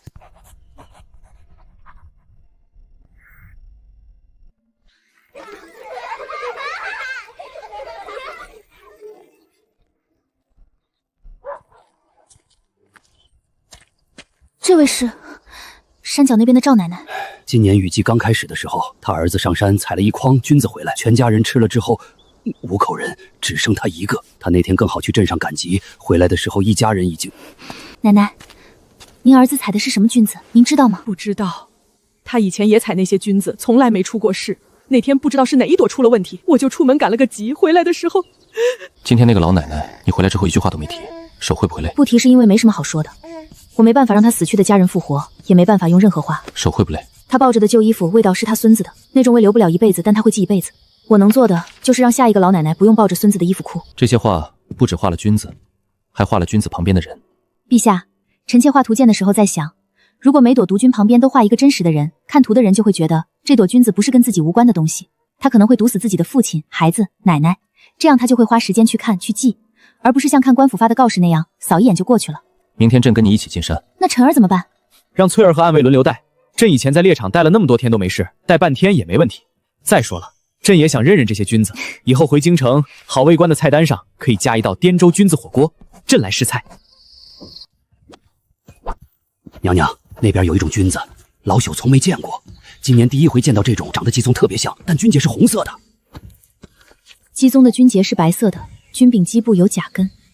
这种菌子以前在滇州有人吃过吗？没见过，今年头一回见。要不是今天带娘娘进山，老朽还以为它真是鸡枞呢。带回去研究，长得像鸡枞但不是鸡枞，这种最容易误食。罗大爷，麻烦你回去之后跟村里人都说一声，这种菌子暂时不要采，等我确认它有没有毒后之后再说。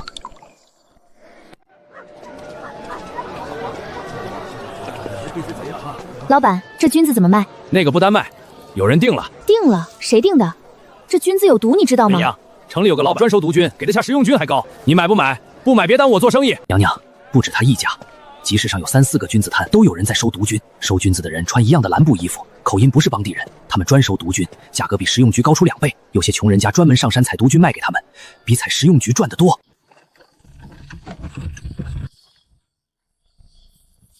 统领，那个收货的好像是京城口音，不止口音，他腰间的玉佩是京城世家常用的款式。这个人不是普通商人，继续监视，不要打草惊蛇。我去禀报娘娘。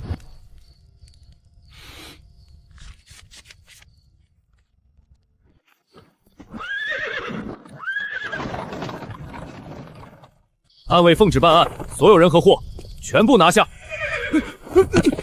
正是王家流放前秘密转让的一个暗桩，上百斤毒菌，如果全部提炼成毒素，能死多少人？马上快马回京，追查买家和用途，派人快到的信献原件呈给陛下。娘娘，嫌犯交代了，买家是京城一个地下药商，专门提炼各种毒药，卖给一些就能见不得光的人。他们之所以盯上滇州，是因为毒菌成本极低，砒霜1两银子1钱，毒菌满山都是，几文钱抽1斤，提炼出来的毒菌毒素效果与砒霜香，甚至更强，但价只有砒霜的2成不到。朝廷严格管控砒霜之后，黑市对替代毒药的需求反而更高了。我教百姓认菌毒是为了让他们避开，没想到专门找毒菌来用。不是你的错，砒霜被管出之后，黑市一定会找替代品。你不来滇州，他们也会找到毒菌。区别在于，你来了，他们就被发现了。把毒菌交易炼成之后，从到京城的每一个环节本购全部拿下，毒菌源头的集市收购点全部取缔。另外，在滇州府衙发布公告，出售毒菌属于违法行为，明知有端售卖者以投毒罪顿处。是。图鉴继续画，种菇继续交。你做的是最正确的事，不能因为有人用它作恶就停下来。朕会把所有作恶的人扫干净，你只管往前走。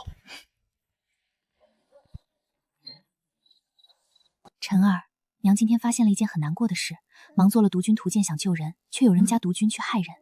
但你父皇说的对，不能因为有人作恶就停下来，做好事永远比做坏事难，但正因为难才值得做。等你长大以后，也许还会有这种事。你做了好吃的菜，有人会把它用在别的地方，但你不能因此的人就不做饭了。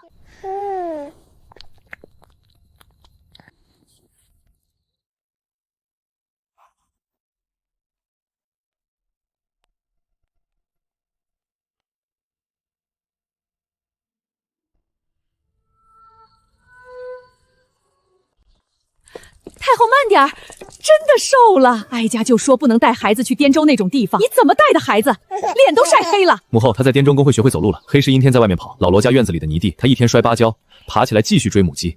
姑，这是他一路从滇州抱回来的，是从滇州带回来的，但不是臣妾种的，是滇州一个老采军人送他的。椴木上长出来的第一茬香菇，晒干了送给小皇子当纪念。他一路上谁都不用碰，吃饭睡觉都攥着。刚才进门的时候忽然说这是给皇祖母的。好，这趟滇州你们娘俩家都没白去。太后吃了70年饭，什么山珍海味没吃过，但她的记忆里有几道菜是御膳房做不出来的。先帝给她做过的番茄炒蛋，她小时候奶娘做的清炒豆梅，还有她怀陛下时最想吃的红烧排骨。这些菜不是用来吃的，是用来回忆的。当然，压轴的是一道新菜，用太后在御花园里亲手种的竹荪，我从滇州带回来的掸木香菇，还有晨儿抱回来的那颗干香菇，做一道3代同堂菌菇汤。竹荪是太后种的，香菇是娘娘种的，干香菇是小皇子抱回来的，真的是3代。这道菜是先帝当年给哀家做的第1道菜，那时候他还没登基，偷偷溜进御膳房给哀家炒了一盘番茄炒蛋，炒糊了一半，但哀家觉得那是这辈子吃过最好吃的菜，就是这个味道。你比先帝炒得好。这个奶娘是苏州人，炒豆苗喜放一点点糖，御膳房的厨子我从未放过棒棒。你这丫头怎么什么都知道？嬷嬷说太后偶尔念叨过，小时候吃过的豆苗是甜的。你娘怀你的时候，别的什么都吃不下，就想吃红烧排骨。先帝让御膳房每天做，结果哀家吃了9个月。你生下来就爱吃肉，随哀家。唉，3代人都爱吃排骨，这事怪哀家。这是御花园里哀家种的竹荪。竹荪是太后今年春天亲手种在御花园竹林里的。臣妾记太后说过，竹荪是军中之花，好看但种起来不容易。您种的那一小片竹荪，今年收了用第1批。这是臣妾在滇州教百姓种的杜木香菇，也是第1茬。当地百姓晒干了，托臣妾带回京城。他们让我转告太后，谢谢太后生了这么好的儿子和儿媳。这个是姑，皇奶奶，姑，这是晨儿从滇州一路抱回来的全菇，滇州一个老采军人送她的，她攥了一路，谁都不让碰。给谁的？给皇奶奶，给皇奶奶。哀家这辈子吃过很多顿饭，先帝给哀家做过番茄炒蛋，皇帝给哀家做过长寿面，皇后给哀家做个清汤挂面，但今天这碗汤是哀家这辈子喝过最好的汤。竹荪是哀家种的，香菇是皇后种的，干香菇是小皇子抱回来的。3代人1口汤，哀家今天当着所有人的面宣布，从今日起，后宫所有事务全由皇后执掌，哀家正式退居幕后，以后哀家只管做3件事：念经、种竹荪、带孙子。这后宫的担子，恭喜皇后，交给你们了。听到了吗？太后说以后宫全交给皇后管了，早就听说了。不过现在跟以前不一样，以前沈皇后管的时候，后宫天天有人哭，现在苏皇后管，大家天天在厨房里抢菜刀。丫头，哀家把后宫交给你，不只是因为你会做饭，是因为你会让人自己长出东西来。就像你教滇州百姓在木上上铺3，你从来不给别人现成的答案，你给些嫔妃跟你学讨好皇上，是因为他们在你这里找到了自己想做的事，你做了哀家一辈子想做但没做到的事。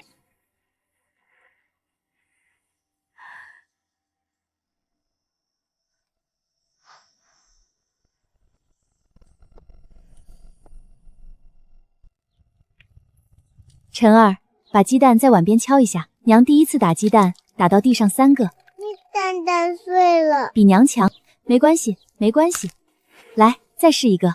这次用手腕的力气，不是胳膊的力气。蛋蛋，来，你帮妈搅蛋，转圈搅，不要太快。看好了，蛋液倒进去之后，要用筷子快速划圈，这样炒出来的鸡蛋是碎碎的、嫩嫩的，像云朵一样。云朵。后一步撒葱花，晨儿来撒。只要最终进了锅，那就是成功的。来，尝尝你做的第1道菜。父王，好吃，晨儿做的。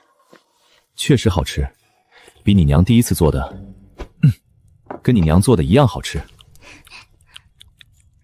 陛下，娘娘，边境互市的农产品交易额翻了4倍，滇州的椴木香菇产业已经初具规模。今年们向京城输送的干香菇超过3万斤，这些都是娘娘当年定下的方向，如今实在在落了地。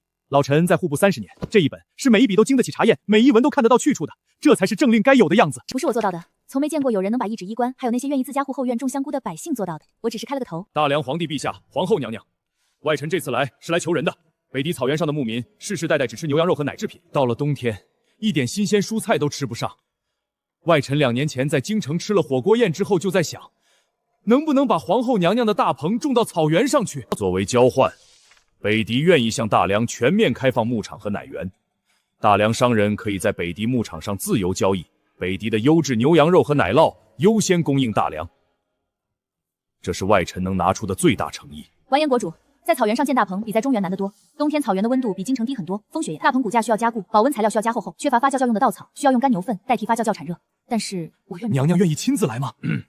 外臣知道小皇子还小，娘娘走不开，娘娘派人来指导就行。晨儿比他爹强，他爹小时候带他来御花园，1秒钟都坐不住。晨儿能在这片竹苏里待一整个夏晌，看来以后是众君子的料。他3岁生日那天，问他想要什么礼物，他说想要一个自己的小菜园。臣妾在唐离宫后院给他开了一块2尺见方的小地，他种了3颗番茄，每天浇水3次，有2颗已经浇死了，剩下1颗居然活了。哀家当年带眼儿的时候，最怕的就是他重蹈先帝的覆辙，成天埋在奏折里不知疲倦地处理朝政。现在好了，他有了你，有了晨儿，还有了这片竹松地。哀家这辈子最英明的决定，就是让你给哀家做了1碗面。皇奶奶，娘，晨儿种的竹荪炖汤给皇奶奶喝。好，今天的晚膳就喝竹荪汤。晨儿种的竹荪，皇太太亲手炖，让你娘今天休息，你跟你父皇单独吃顿饭。成天忙国事，也该约个会了。草原上的主要问题是风，普通大棚在草原上会被吹垮，需要把骨架改成蒙古包式的弧形结构，弧面迎风。陛下，你有没有想过，有一天草原上的牧民都能吃到自己种的新鲜蔬菜，中原的百姓能吃到草原上最好的牛羊肉和奶酪，2个打了上百年仗的民族，在菜市场和牧上变成朋友，那是什么样子？朕以前竟没想过，因为朕没见过那样的日子。但和你在一起以后，朕每天都在想，你会把那张图画变成真的。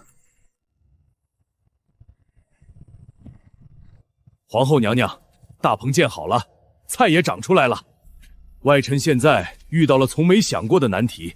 您看这些菜长得比草原上任何牧草都好，但我的牧民们，他们把生菜拿去煮了1个时辰，煮成了一锅黑乎乎的糊糊，把黄瓜当成马饲料喂了马。有个勇士试了一口辣椒，辣的怀疑你们大梁人在下毒，差点拔刀跟农官拼命。娘娘，下官教了他们大棚怎么建，菜怎么种，但忘了教他们菜怎么吃。草原上的牧民一辈子只吃牛羊肉和奶制品，从没见过新鲜蔬菜，他们不知道怎么洗、怎么切、怎么炒。下官让他们凉拌黄瓜，他们问什么是凉拌。这是我的疏忽。建大棚教种锄只是第一步，让人知道菜怎么吃、怎么好吃，才是真正让蔬菜在草原上扎根的关键。借一口大锅，明天中午在部落中央的广场上，我请全部落吃一顿草原蔬菜宴。喂，不对，呱！这就是那个用1碗蛋盛饭让大梁皇帝恢复味觉的女人。这个绿的不用煮，不用，黄瓜生最脆。您上次拿去煮了1个时辰，把里面的脆劲全煮没了。凉拌黄瓜，您试试。脆的，不是糊糊，这个绿的是脆的。他说这是草原上最好吃的红果子，比他阿妈做的奶豆腐还甜。这叫番茄炖牛腩，牛肉提供了鲜味，番茄提供了酸甜，2者放在一起炖。这个牛肉和红果子一起，能吃。牛汤比单炖牛肉浓3倍，肉比单煮番茄香10倍。您尝尝。上次要是你把活喂了好吃，以后就别喂马了。马不吃黄瓜，但人可以吃。以后他们家马稠里再也不放黄瓜了，全留给老瓜，但人可以吃。这个，上次我生咬了一口，辣的喝了3碗马尿酒。辣椒不能生吃，生辣椒的辣是尖锐的辣，但煸熟之后就不一样了。煸熟的辣椒辣味变柔和了，还带着甜味。不信你试试，这次不用喝马奶酒。他说上次以为大梁人在辣椒里下毒，是他这辈子最大的误会。以后这道虎皮青椒要加入北狄的国宴菜单，还在火锅之后。做菜，番茄炖牛腩，血条炖娘，青椒不能生吃啊！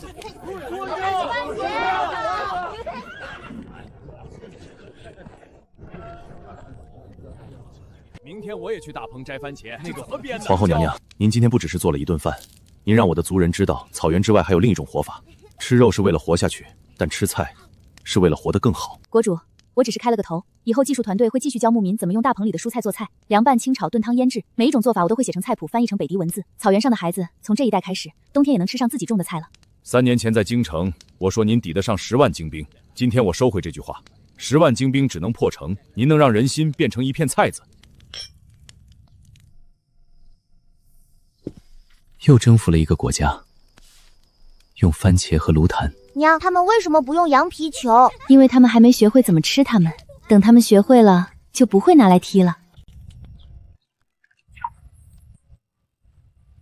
娘，尝尝。比娘当年做得好。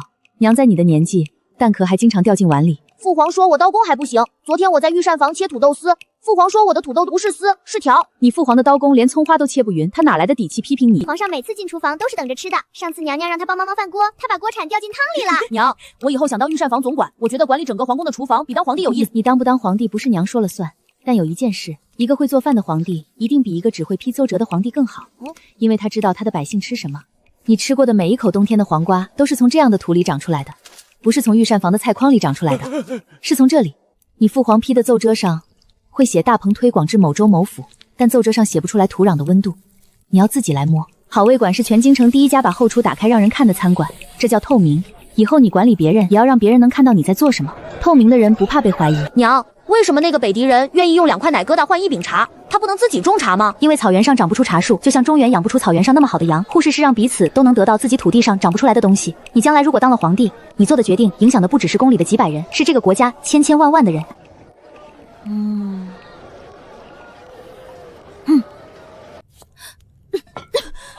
恭喜娘娘，是喜脉。陛下，臣妾有个好消息和一个坏消息。好消息是今晚的菜单加了一道糖醋排骨，坏消息是以后不能闻太重的油烟了，大概有7、8个月不能闻。陛下怎么又打碎鸡蛋了？上次是陈儿粥那天，是臣妾怀孕的时候，您怎么每次听到好消息都拿计处气？朕又要有孩子了。对，这次陈儿不会孤单了，她已经在给自己的弟妹妹准备见面礼了。今天在大棚里，她摘了最红的一颗番茄，说要留给以后会来的那个人。晨儿，你要当哥哥了，你高兴不高兴？高兴，但我要先教他认识番茄和辣椒。上次那个牧民大叔把辣椒当成毒药，我不能让我妹妹犯同样的错误。你怎么知道是妹妹？因为妹妹可以穿围裙，我这件围裙上绣的是香菇，妹妹的围裙上可以绣竹荪，黄奶奶种的竹荪。你哥哥的围裙上绣的是香菇，你的围裙上绣的是竹荪。你哥哥出生在冷宫边上，跟着爹娘跋山涉水，去过滇州，去过草原。你生在唐离宫里，但娘不会让你只待在宫里，你也要学，不是学做饭，是学怎么让更多人吃得好饭。让你失望了。娘娘，您书记说这事等生完孩子再说不行吗？不行，这书内容太多了，而且这个孩子在我肚子里可以听我念食材篇当胎教，生出来以后说不定比晨儿还会吃。娘，我可以进来吗？我想问您一个问题。你每次想问什么问题都是关于吃的吧？今天在太傅课上，太傅说民以食为天，我想知道百姓每顿饭吃的是什么。娘，您知道吗？太傅不知道，是因为他只在书上读过。你想知道百姓吃什么，为什么不自己去看看呢？我可以出宫去看吗？当然可以，用眼睛看，用笔记下来。啊，我明天就去。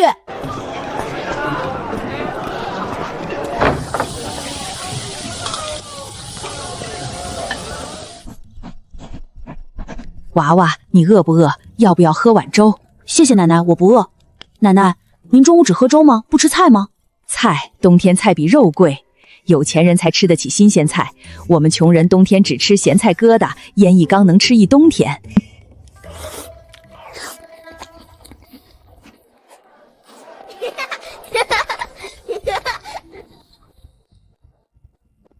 父皇，儿臣昨天去京城各坊做了一次百姓餐桌调查，城东富户5膳是4菜1汤，有肉有鱼有菜，食材全部新鲜。城西平民5膳是1碗稀粥配咸菜，没有任何新鲜蔬菜。城中是1碟炒青菜配米饭，没有肉。儿臣还去了好味馆，好味馆的红烧肉饭卖15文1份，但住在城西的人连15文都拿不出来，他们没有好味馆可以吃，他们只能喝稀粥配咸菜。父皇，儿臣有个想法，能不能在每个坊设一个惠民菜摊？需要的钱儿臣算过了，大概等于宫里每年办2场宴席的花费。我们少办2场宴席，就能让整个城期的百姓冬天吃上菜。娘，您写这本苏轼10典，也是为了让更多人吃到好饭吗？是。娘在深宅院落生活了快10年，做过很多事，每一件事都是从厨房开始的。厨房不只是做饭的地方，是让人活下来的地方。这本苏轼10典是娘给这个时代留下的一本说明书，以后你和你妹妹不需要再从零开始摸索。你们只需要翻开这本书，就能知道什么样的食材是好食材，什么样的饭是好饭，什么样的厨房是安全的厨房。妹妹什么时候出来？我想教她认番茄。快了，再等2个月，到时候你给她做番茄炒蛋，不放盐，少放糖。你听到了吗，小东西？你哥哥要给你做番茄炒蛋。你哥哥的番茄炒蛋是在唐离宫的厨房里做的，那里有阳光，有花香，有等你回家的奶奶和父皇。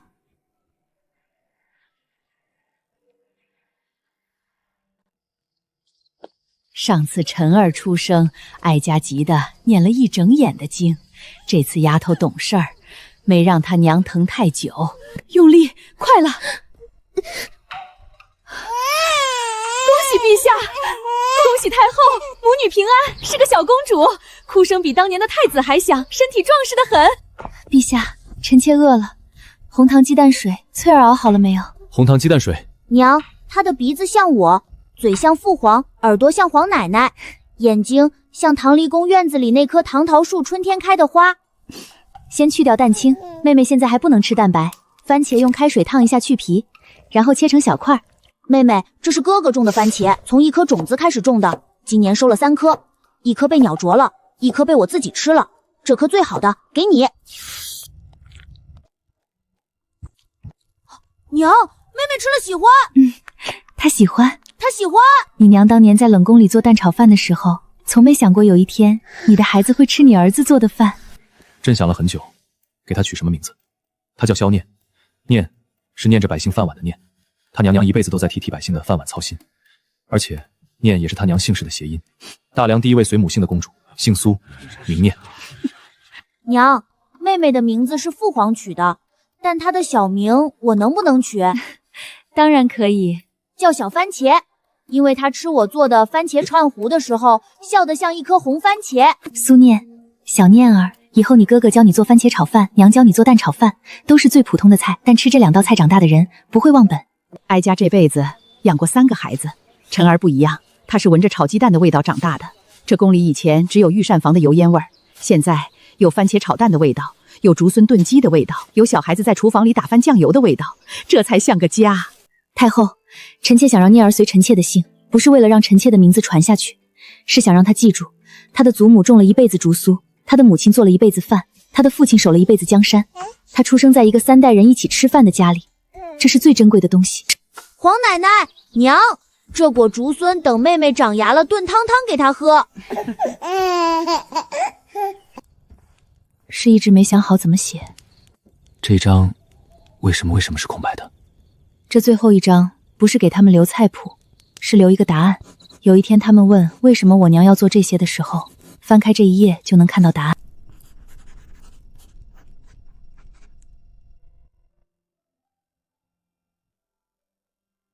皇后娘娘当前来京城开好味馆的时候，我就是第一批食客。那天她端着一碗红烧肉饭站在门口让大伙试吃，7年了，味道一点没变啊！这是今早现摘的番茄和黄瓜。您当年教我们大拜太公都靠大棚吃饭，听说今天好味馆的菜全免收钱，这是老奴们的一点心意。娘娘了，老朽这辈子没服过谁，服您。娘，我这碗可以一起端出去吗？当然可以。娘的那碗是冷宫里学的，你那碗是在唐离宫厨房里学的，味道不一样，但都是蛋炒饭。娘娘，这碗饭和10年前您在冷宫里做的那碗一模一样，老奴当时就在外面站着，闻着那香味儿，心想冷宫里的女人做的饭也能这么香。10年了，您从冷宫走到今天，老奴都看在眼里，这碗饭值了。娘娘，那个叔叔是谁？他一直在看您。娘娘，那是娘娘的家人，他来接我回家吃饭。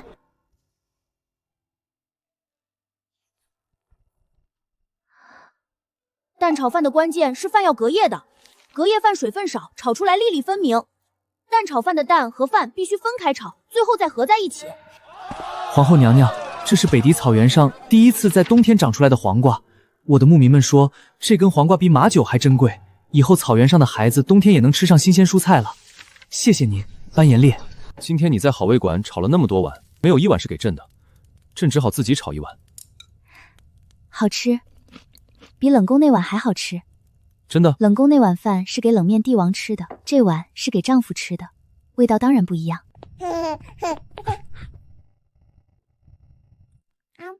蛋饭好吃。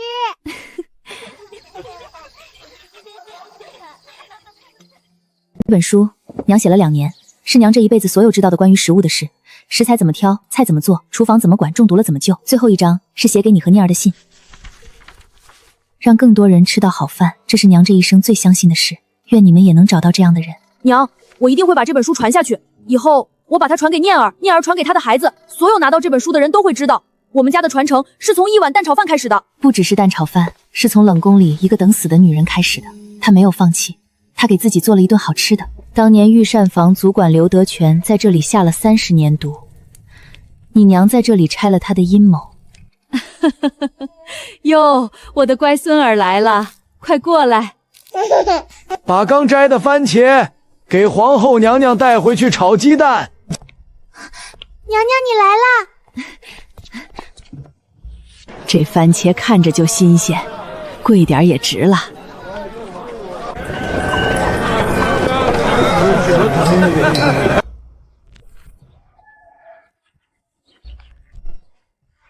哼着悠扬的草原笑。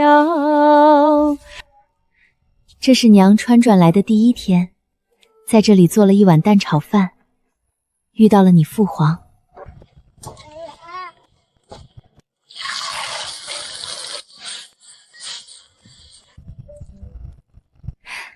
开饭。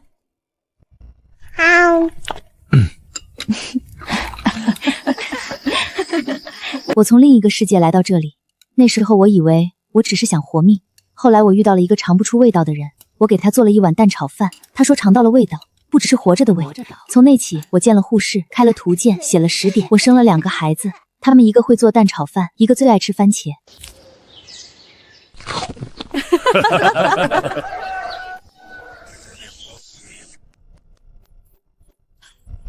我穿越千年而来，只为在人间烟火里炒一碗蛋炒饭。